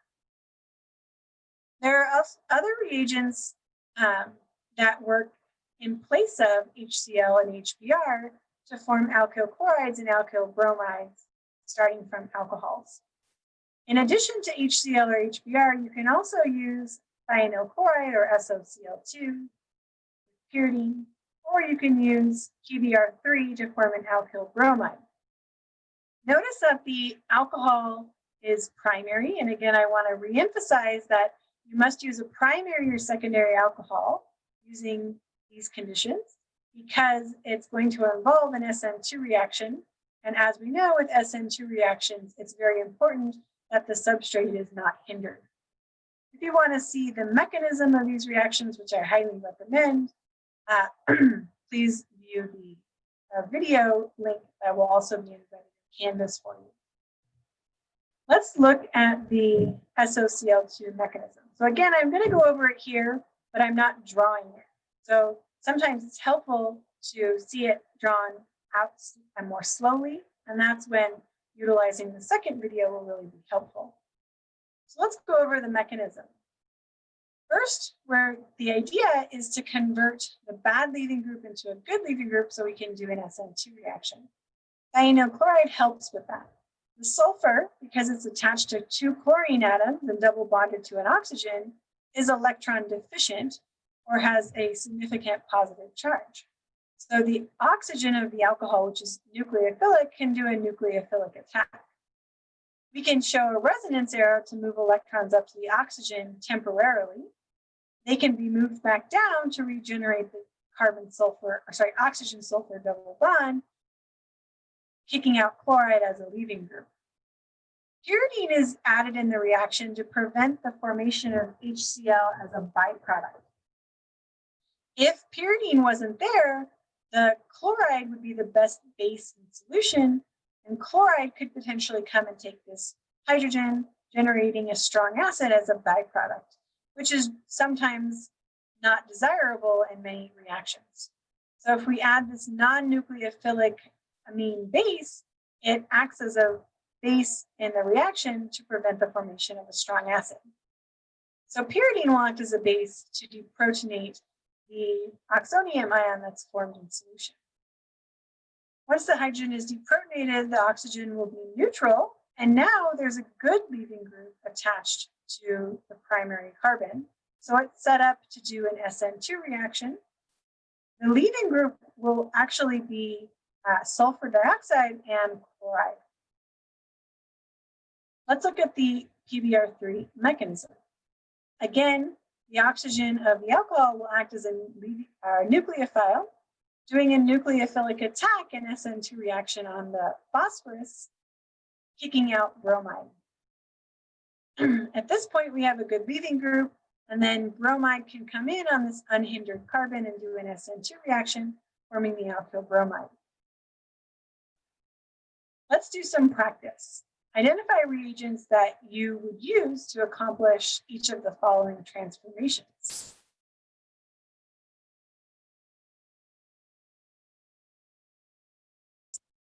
Go ahead and pause it, and then we'll go over it.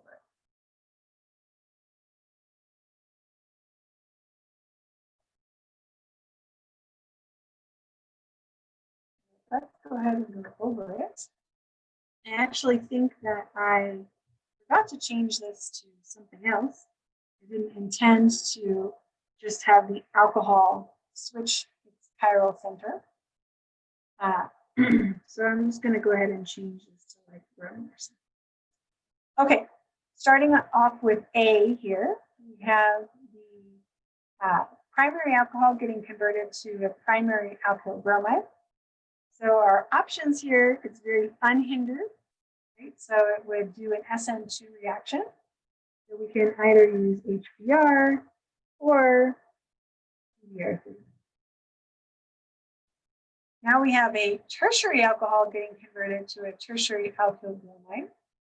Again, we can use HBr, but in this case, we would not be able to use PBr3 because its carbon is too hindered. And then in this case, we would want to be very careful to get inversion, right? And so we would probably tosylate as a first step in order to get a good leaving group and avoid using acid, which could racemize my chiral center, and then treat this with sodium bromide.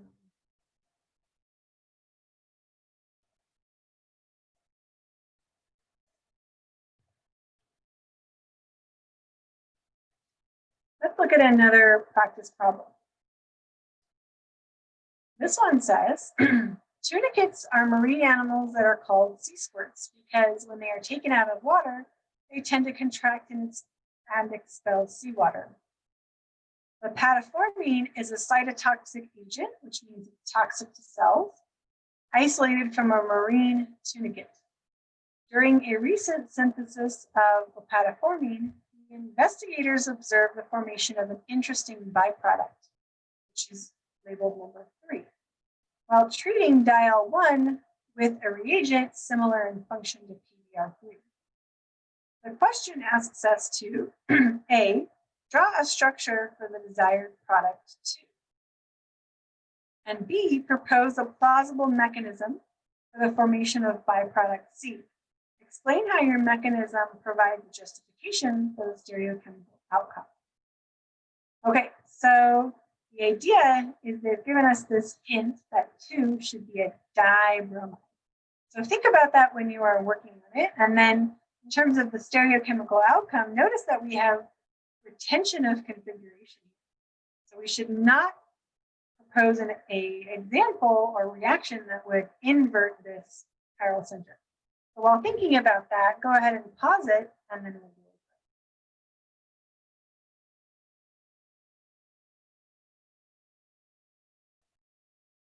it. Okay, so the first question or part asked us to propose a structure for the dibromide. So if they were trying to form a dibromide, they were likely trying to convert both of these alcohols to a bromide. And they likely expected that this would undergo inversion. So we would, because if you're using a reagent similar to PBr3, it undergoes an SN2 reaction. So they would expect inversion. So I'm guessing that they were intending to make the inverted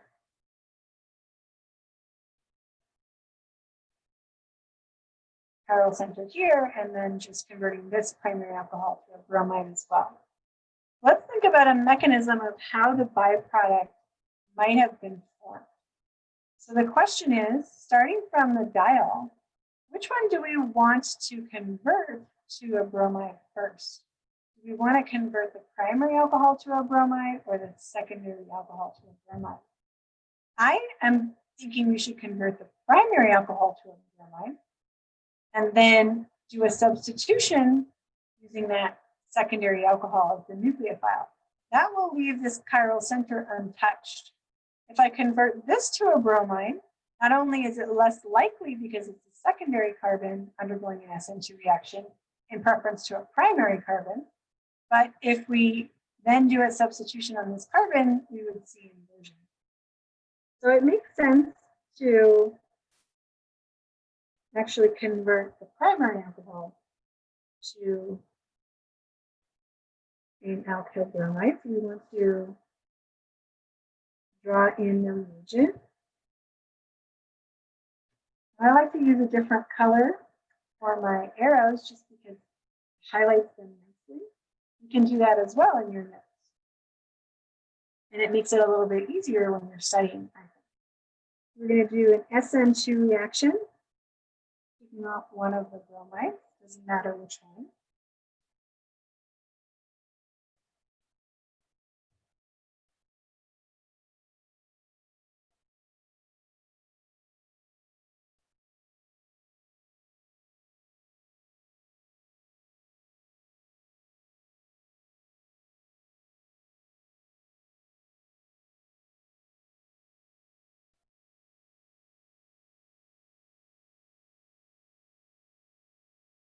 Drawing the bromide that got kicked off on the back so we can show the SN2 reaction.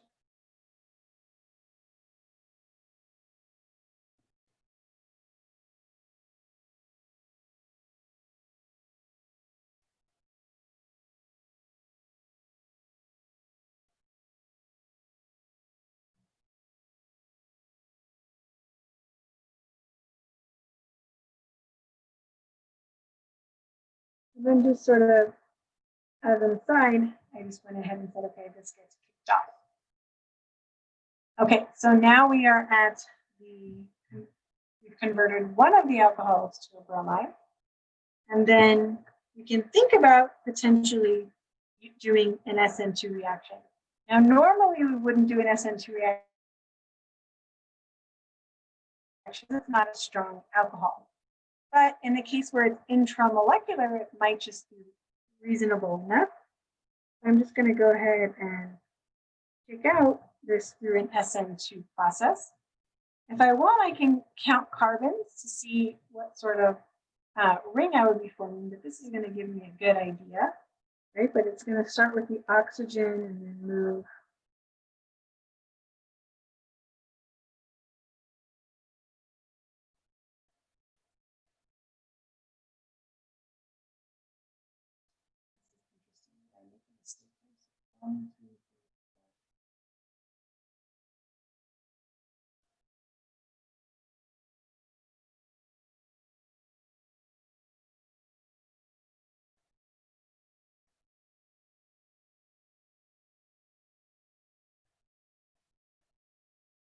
I did accidentally add an additional carbon.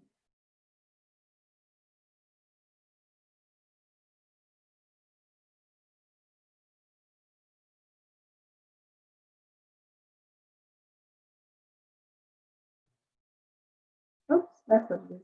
I just counted wrong. Trying to make it easier, and I'm actually making more work for myself. I'm figuring out how I counted wrong. Okay, so we are making a 6-membered ring, and we are going to show what that looks like then. We have a good model over here. So initially, the oxygen will be protonated.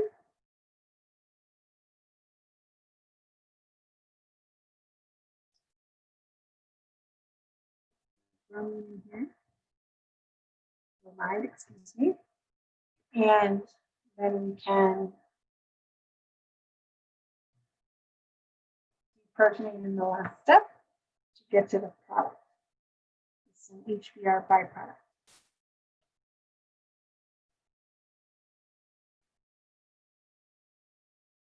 Okay, back to the slide.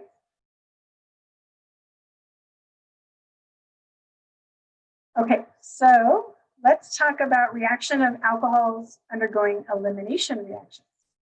So if we start with a tertiary alcohol, it's very likely to undergo a E1 reaction if we treat that alcohol with concentrated acid. Concentrated acid has both protons to make the alcohol a good leaving group, but it also contains some water, which would connect as the base in the E1 reaction, producing the dehydrated alkene as the product. So the mechanism for the SN1 process occurs first protonation or proton transfer using the hydronium ion, which is formed from sulfuric acid and water. To make a good leaving group, water can then leave to form a tertiary carbocation, and the water can also act as a weak base, removing a proton from the beta carbon and generating the alkene product. If you want to see that mechanism drawn out more slowly and with more detail, please watch the supplementary video. Recall that the E1 elimination always favors the Zaitsev product, which is the most substituted alkene. So when you're talking about these two products, this is an example of a reaction which is regioselective. Regioselectivity means that there's more than one constitutional isomer that can be formed in a reaction, and one is formed in greater than 50% amount, and one is formed in less than 50% amount. That means that the reaction is regioselective. These two alkenes are related as constitutional isomers, and because one is formed as the major product and one is formed as the minor product, we say that the reaction is regioselective. E1 reactions always favor the Zaitsev product, which again is the more substituted alkene. This alkene is tri-substituted, and this alkene is only di-substituted. You cannot use an E1 reaction to form the minor Hofmann product as the major product. And conditions for E1, starting with an alcohol, are concentrated H2SO4 and heat. Again, the acid is present to make a good leaving group, and water is present as a weak base / weak nucleophile in the reaction. Heating the reaction favors elimination, and we end up with the E1 alkene, Zaitsev, as the major product. If we wanted to form the Hofmann product as the major product, we would have to do an E2 reaction utilizing a strong base, and it would need to be bulky in order to get the Hofmann product. For example, if we had a tertiary alcohol and we, instead of using acid, we could convert it to a tosylate to create a good leaving group. If we use a bulky base, it will undergo an E2 reaction and give us the Hofmann product as the major regioisomer. A non-bulky strong base will still do an E2 reaction, but it will favor the more substituted, more stable Zaitsev product. Again, E2 reactions are generally favored over E1 reactions because you can better control the regioselectivity in the reaction, and you don't have to compete with SN2 reactions with tertiary substrates. Okay, let's do a practice problem predict the major products for each of the following transformations. Go ahead and pause it, and then we'll go over it.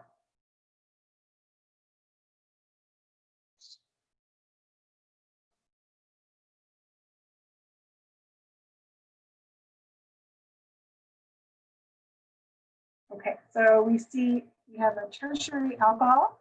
It's being treated with concentrated acid and heat. This should tell us that we're doing an E1 process. And with E1, we always get the Zaitsev product as the major product. So we're going to get the more substituted alkene. In this case, we have a secondary alcohol being tosylated to make a good leaving group, and then treatment with sodium ethoxide. Because the two beta carbons are equivalent in this case, you don't have to worry about regioselectivity. Deprotonation at either carbon produces the same product. With a secondary substrate and a strong nucleophile / strong base, which is what ethoxide is, E2 will be the major pathway, and we will end up with the alkene product. SN2 would be the minor pathway.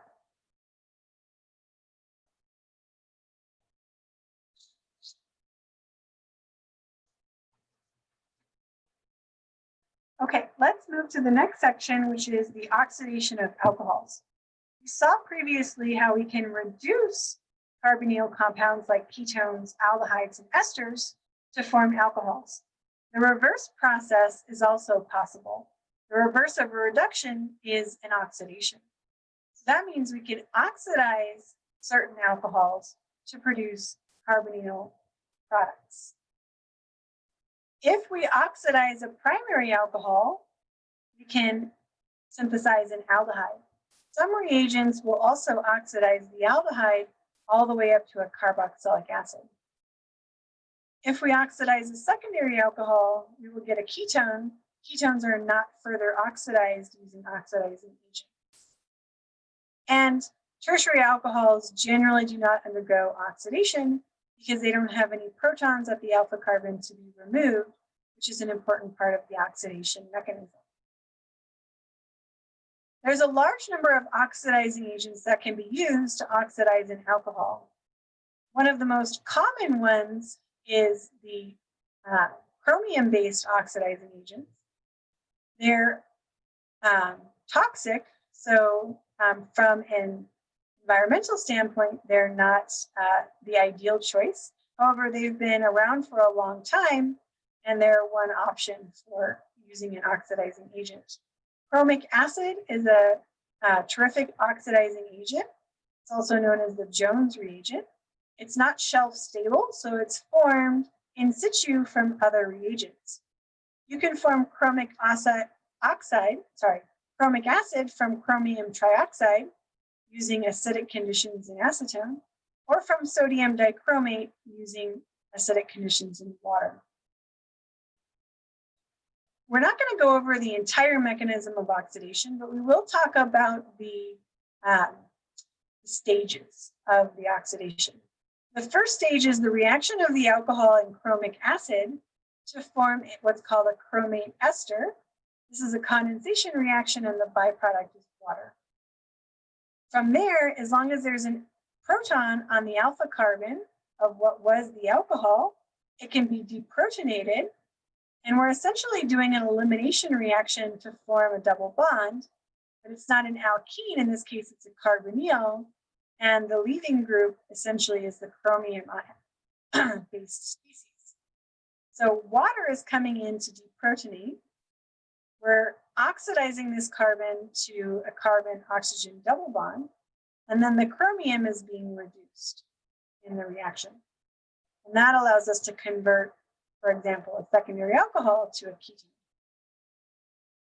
Again, chromic acid will also oxidize primary alcohols, but they go all the way to the carboxylic acid. So they don't stop at the aldehyde stage, because chromic acid will continue to oxidize an aldehyde all the way up to a carboxylic acid. If you want to isolate an aldehyde as the product and not oxidize all the way up to the carboxylic acid, You can use a different reagent that's not chromic acid. Instead, we're going to use what's called PCC, which stands for pyridinium chlorochromate. It can be used in preference to chromic acid, and it only oxidizes primary alcohols to aldehydes, and it won't oxidize the aldehyde further. And in addition, it will also oxidize secondary alcohols to ketones. So PCC oxidizes primary alcohols to aldehydes and secondary alcohols to ketones. And chromic acid, which is formed from sodium dichromate under acidic conditions, will oxidize a secondary alcohol to a ketone, and it will also oxidize a primary alcohol all the way up to a carboxylic acid. I do want it to be clearly mentioned that chromium reagents are toxic and horrible for the environment. Many alternative oxidations have been developed, and some of which are included in Klein's edition 3 and edition 4 of his textbook, including the Swern oxidation and the DMP, which stands for Des-Martin pyridinate oxidation. We are going to skip these reactions in the interest of time, but these are just alternative oxidation reactions that avoid using chromium-based reagents. Let's do a practice problem and think about what product would form if we oxidize this diol with PCC versus with sodium dichromate, which again will form chromic acid. Assume excess oxidant is available and we'll get complete oxidation all the way up to the most oxidized species if the reagents allow. Go ahead and pause and then we'll talk about it.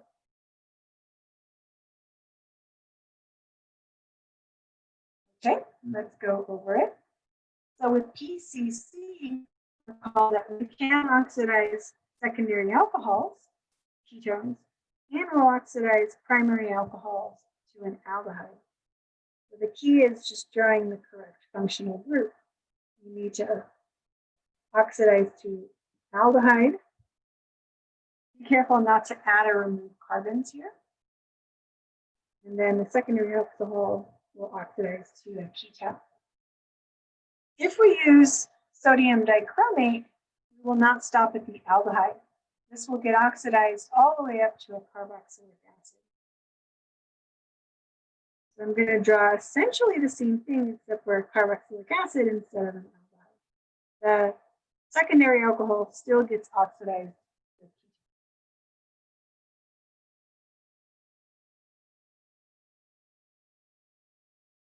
Let's talk a little bit about biological redox reactions. So nature and what's happening in our body can also do oxidation and reduction reactions. But instead of using selected reagents, they use more complex compounds such as NADH. And the reactive part of NADH is this pyridinium ring, and it acts as a reducing agent. So if we start pushing electrons from the lone pair on the nitrogen, we can form a pi bond, shift this pi bond over, and then actually donate hydride. Recall that hydride is a reducing agent, and it's nucleophilic, and it can be added to the carbonyl carbon, essentially reducing that carbon. And then instead of moving electrons up to the oxygen to form a lone pair, it might just pick up a proton from an acid that's nearby. And the product of that is NAD+, right? The plus coming from the fact that the nitrogen is now positively charged and it's donated its hydride. And we've essentially reduced the ketone to an alcohol. The opposite is also possible, where NAD+ can be converted back to NADH through oxidation of an alcohol back to the ketone. So NADH is the reducing agent that reduces ketones in situ or in the body, and NAD+ will is the oxidizing agent that will oxidize alcohols back to ketones. Both reactions are enzymatically catalyzed. And the conversion or the cycle between NADH and NAD+ is important in metabolism. It's an important part of the citric acid cycle, and it's an important part of the conversion of ADP to ATP. Let's talk about synthetic strategies. We're going to do some review here and also talk about synthesis. So recall that when we're talking about synthesis, reactions fall into the category of either changing the carbon skeleton, meaning adding carbons or losing carbons, or changing the functional group if there is not a change in the carbon skeleton. So functional group interconversions are important, and there are lots of important reactions to know. And hopefully you've been reviewing those with your flashcards from our lecture. But here are some review reactions to know. You can convert a triple bond or reduce a triple bond down to the alkene using hydrogen with Lindlar's catalyst or the dissolving metal reduction conditions of sodium and liquid ammonia.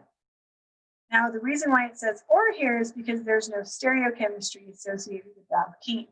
Recall that hydrogen with Lindlar's catalyst will produce a cis alkene, and sodium in liquid ammonia will produce a trans alkene.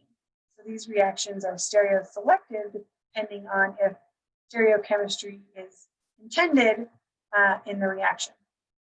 You can also reduce an double bond or an alkene and even an alkyne all the way down to an alkene using regular hydrogenation conditions.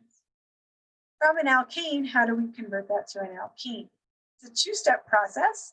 First, if we're starting with an alkene, we have to use radical halogenation conditions.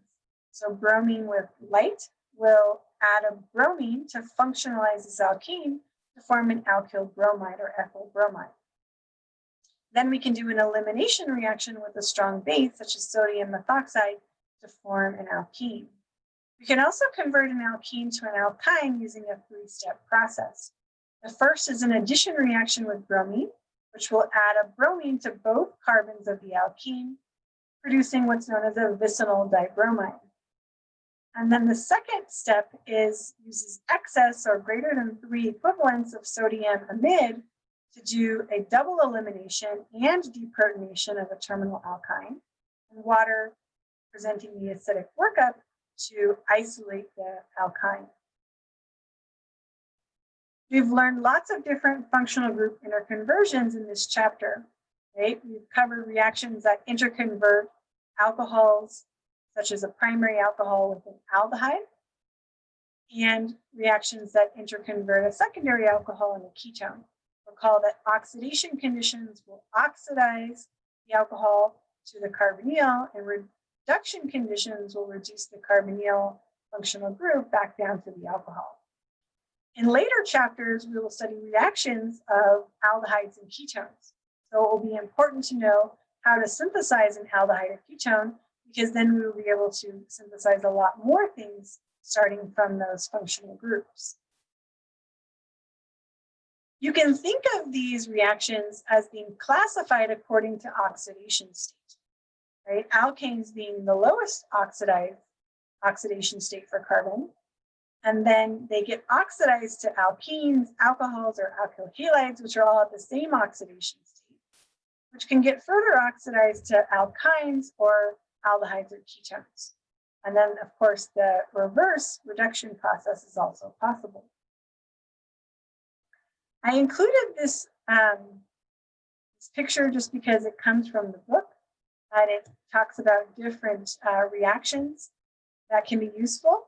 I really don't like this slide because for me, I would rather look at real examples of alkenes or alkynes and not sort of these generic structures.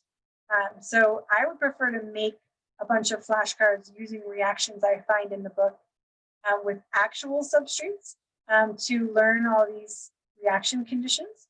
But if you like it, you can use this as a study aid to learn the different reactions. Remember that we learned about one of the really important reactions in this chapter that was introduced is the Grignard reaction. And the Grignard reaction allows us to make new carbon-carbon bonds to produce different alcohols, secondary or tertiary. And sometimes even primary, although that wasn't covered. although I can talk about it just to be clear. I'll go ahead and do that. Let's go ahead and introduce how you can make a primary alcohol via a Grignard reaction as well, which wasn't something that was produced or introduced before. So for example, let's say you had a Grignard reagent, like start with bromobenzene, treat this with magnesium, form the phenyl magnesium bromide Grignard reagent. If we wanted to convert this Grignard reagent into a primary alcohol, we could do that using a Grignard reagent, right, which is benzyl alcohol. But we would need to add formaldehyde. So if you want to make a primary alcohol, you need to use formaldehyde followed by an acidic group. And I put this in brackets because typically it's not isolated, it's used immediately by introduction of the formaldehyde. And then the two hydrogens end up here with the two hydrogens of the benzyl position. Okay, back to the slides. We have some different examples here. Again, these are all examples of Grignard reactions where we form new carbon-carbon bonds. Those are going to be important in synthesis when you need to form a new carbon-carbon bond. Recall that you can, as the reagent and reactant, you can see it multiple different ways. You could start from the carbonyl component, or you could start from the alkyl halide. Okay, so let's look at some reactions. So even though there's no one reaction that can convert an aldehyde to a ketone, you can do it with a two-step process. First, if you start with an aldehyde, you can attack with a Grignard to form a new carbon-carbon bond. The Grignard reaction will produce a secondary alcohol, starting with an aldehyde. And then we can oxidize that secondary alcohol to a ketone using either PCC or sodium dichromate. Let's practice that with an actual example. Go ahead and pause the video, and then we'll go through it when you're ready.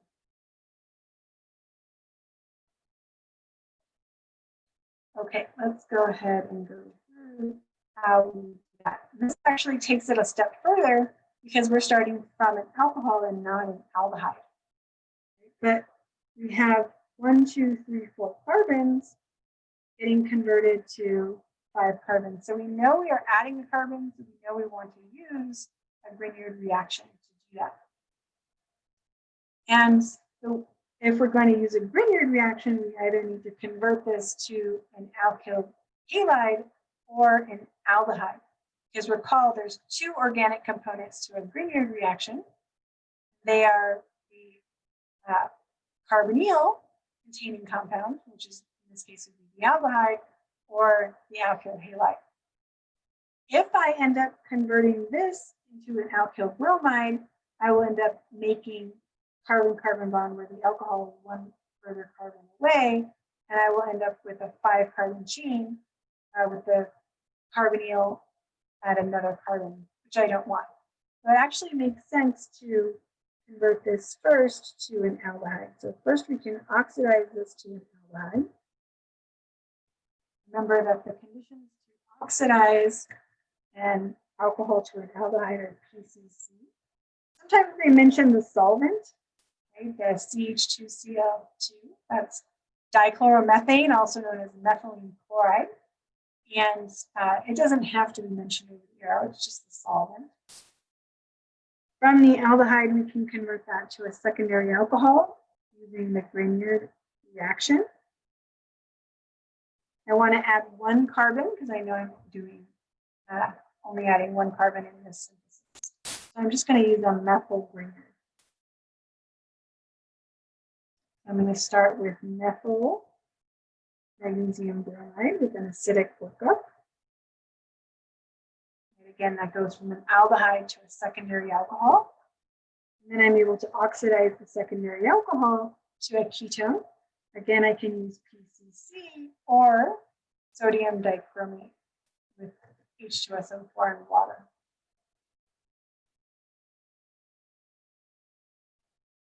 Let's do another practice problem.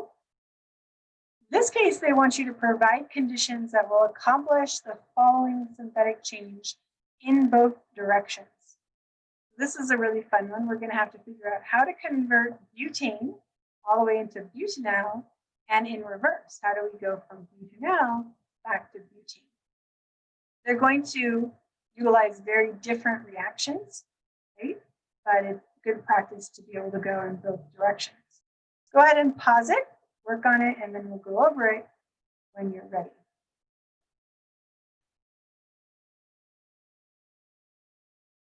Okay, so I think I'm going to choose to go over it in this direction first. So starting from butane, recall that if you start with a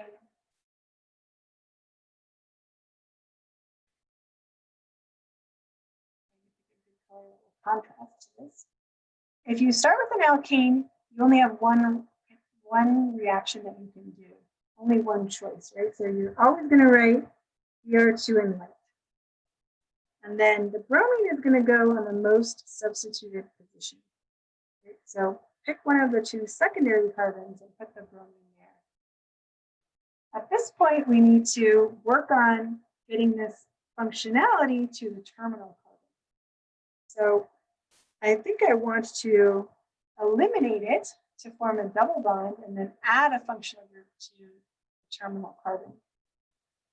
So my goal is going to be to do an elimination and then do an addition reaction to get a functional group on that terminal carbon. And it would be best if I was able to get an alcohol, because an alcohol will allow me to oxidize to an aldehyde.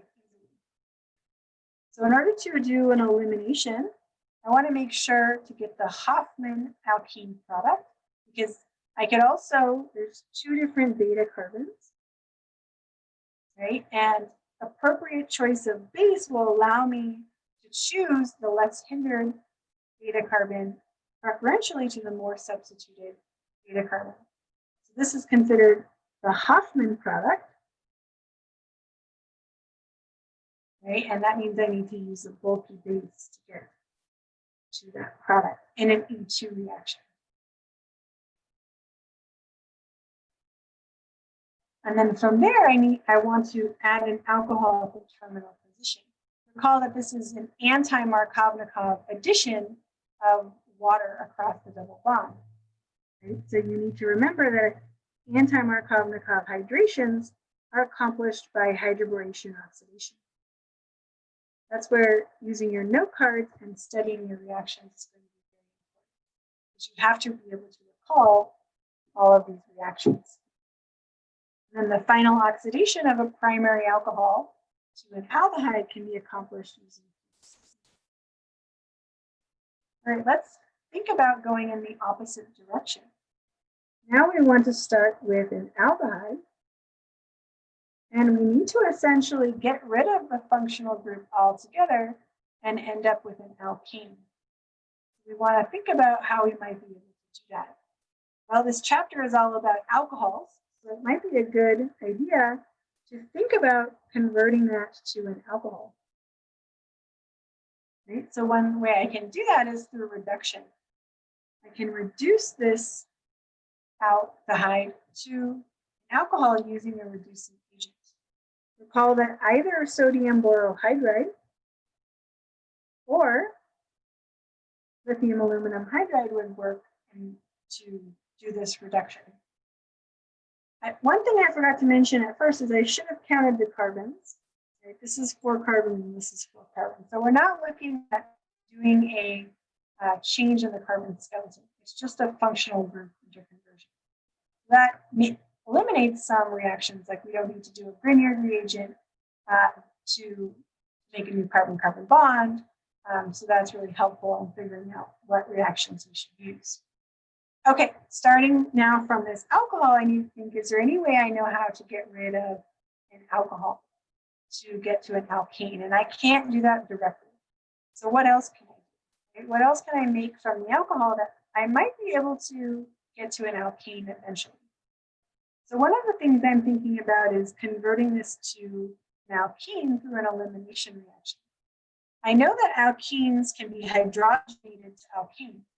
I'm able to reduce double bonds to single bonds, so that can be really helpful as a goal to get to that double bond so that I can reduce it down to an alkane. So how do I then convert this into an alkene? Well, we're going to tosylate. That's one way to get a good leaving group so that I can do an E2 elimination reaction. I'm going to use a strong bulky base. Strong base because I can get to do E2, and bulky because it's a primary carbon. So I want to prevent any SN2 side reactions. If I use a less bulky base that's also a strong nucleophile, it will prefer SN2 with the primary substrate. So in order to avoid SN2, I'm going to use a bulky base, which is not a good nucleophile for an SN2 reaction. That will allow me to do the E2 reaction that I want to do.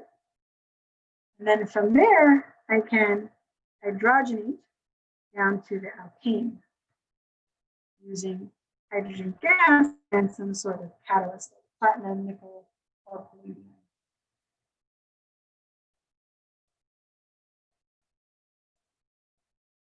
All right, so that is the end of our lecture. Hopefully you feel ready to tackle the activities. Remember that you want to watch the video up to a certain point, and then you can watch the rest of the video later when you're working on activity 2. So you can break it up a little bit. You don't have to watch the entire thing before you start tackling some of the activity problems.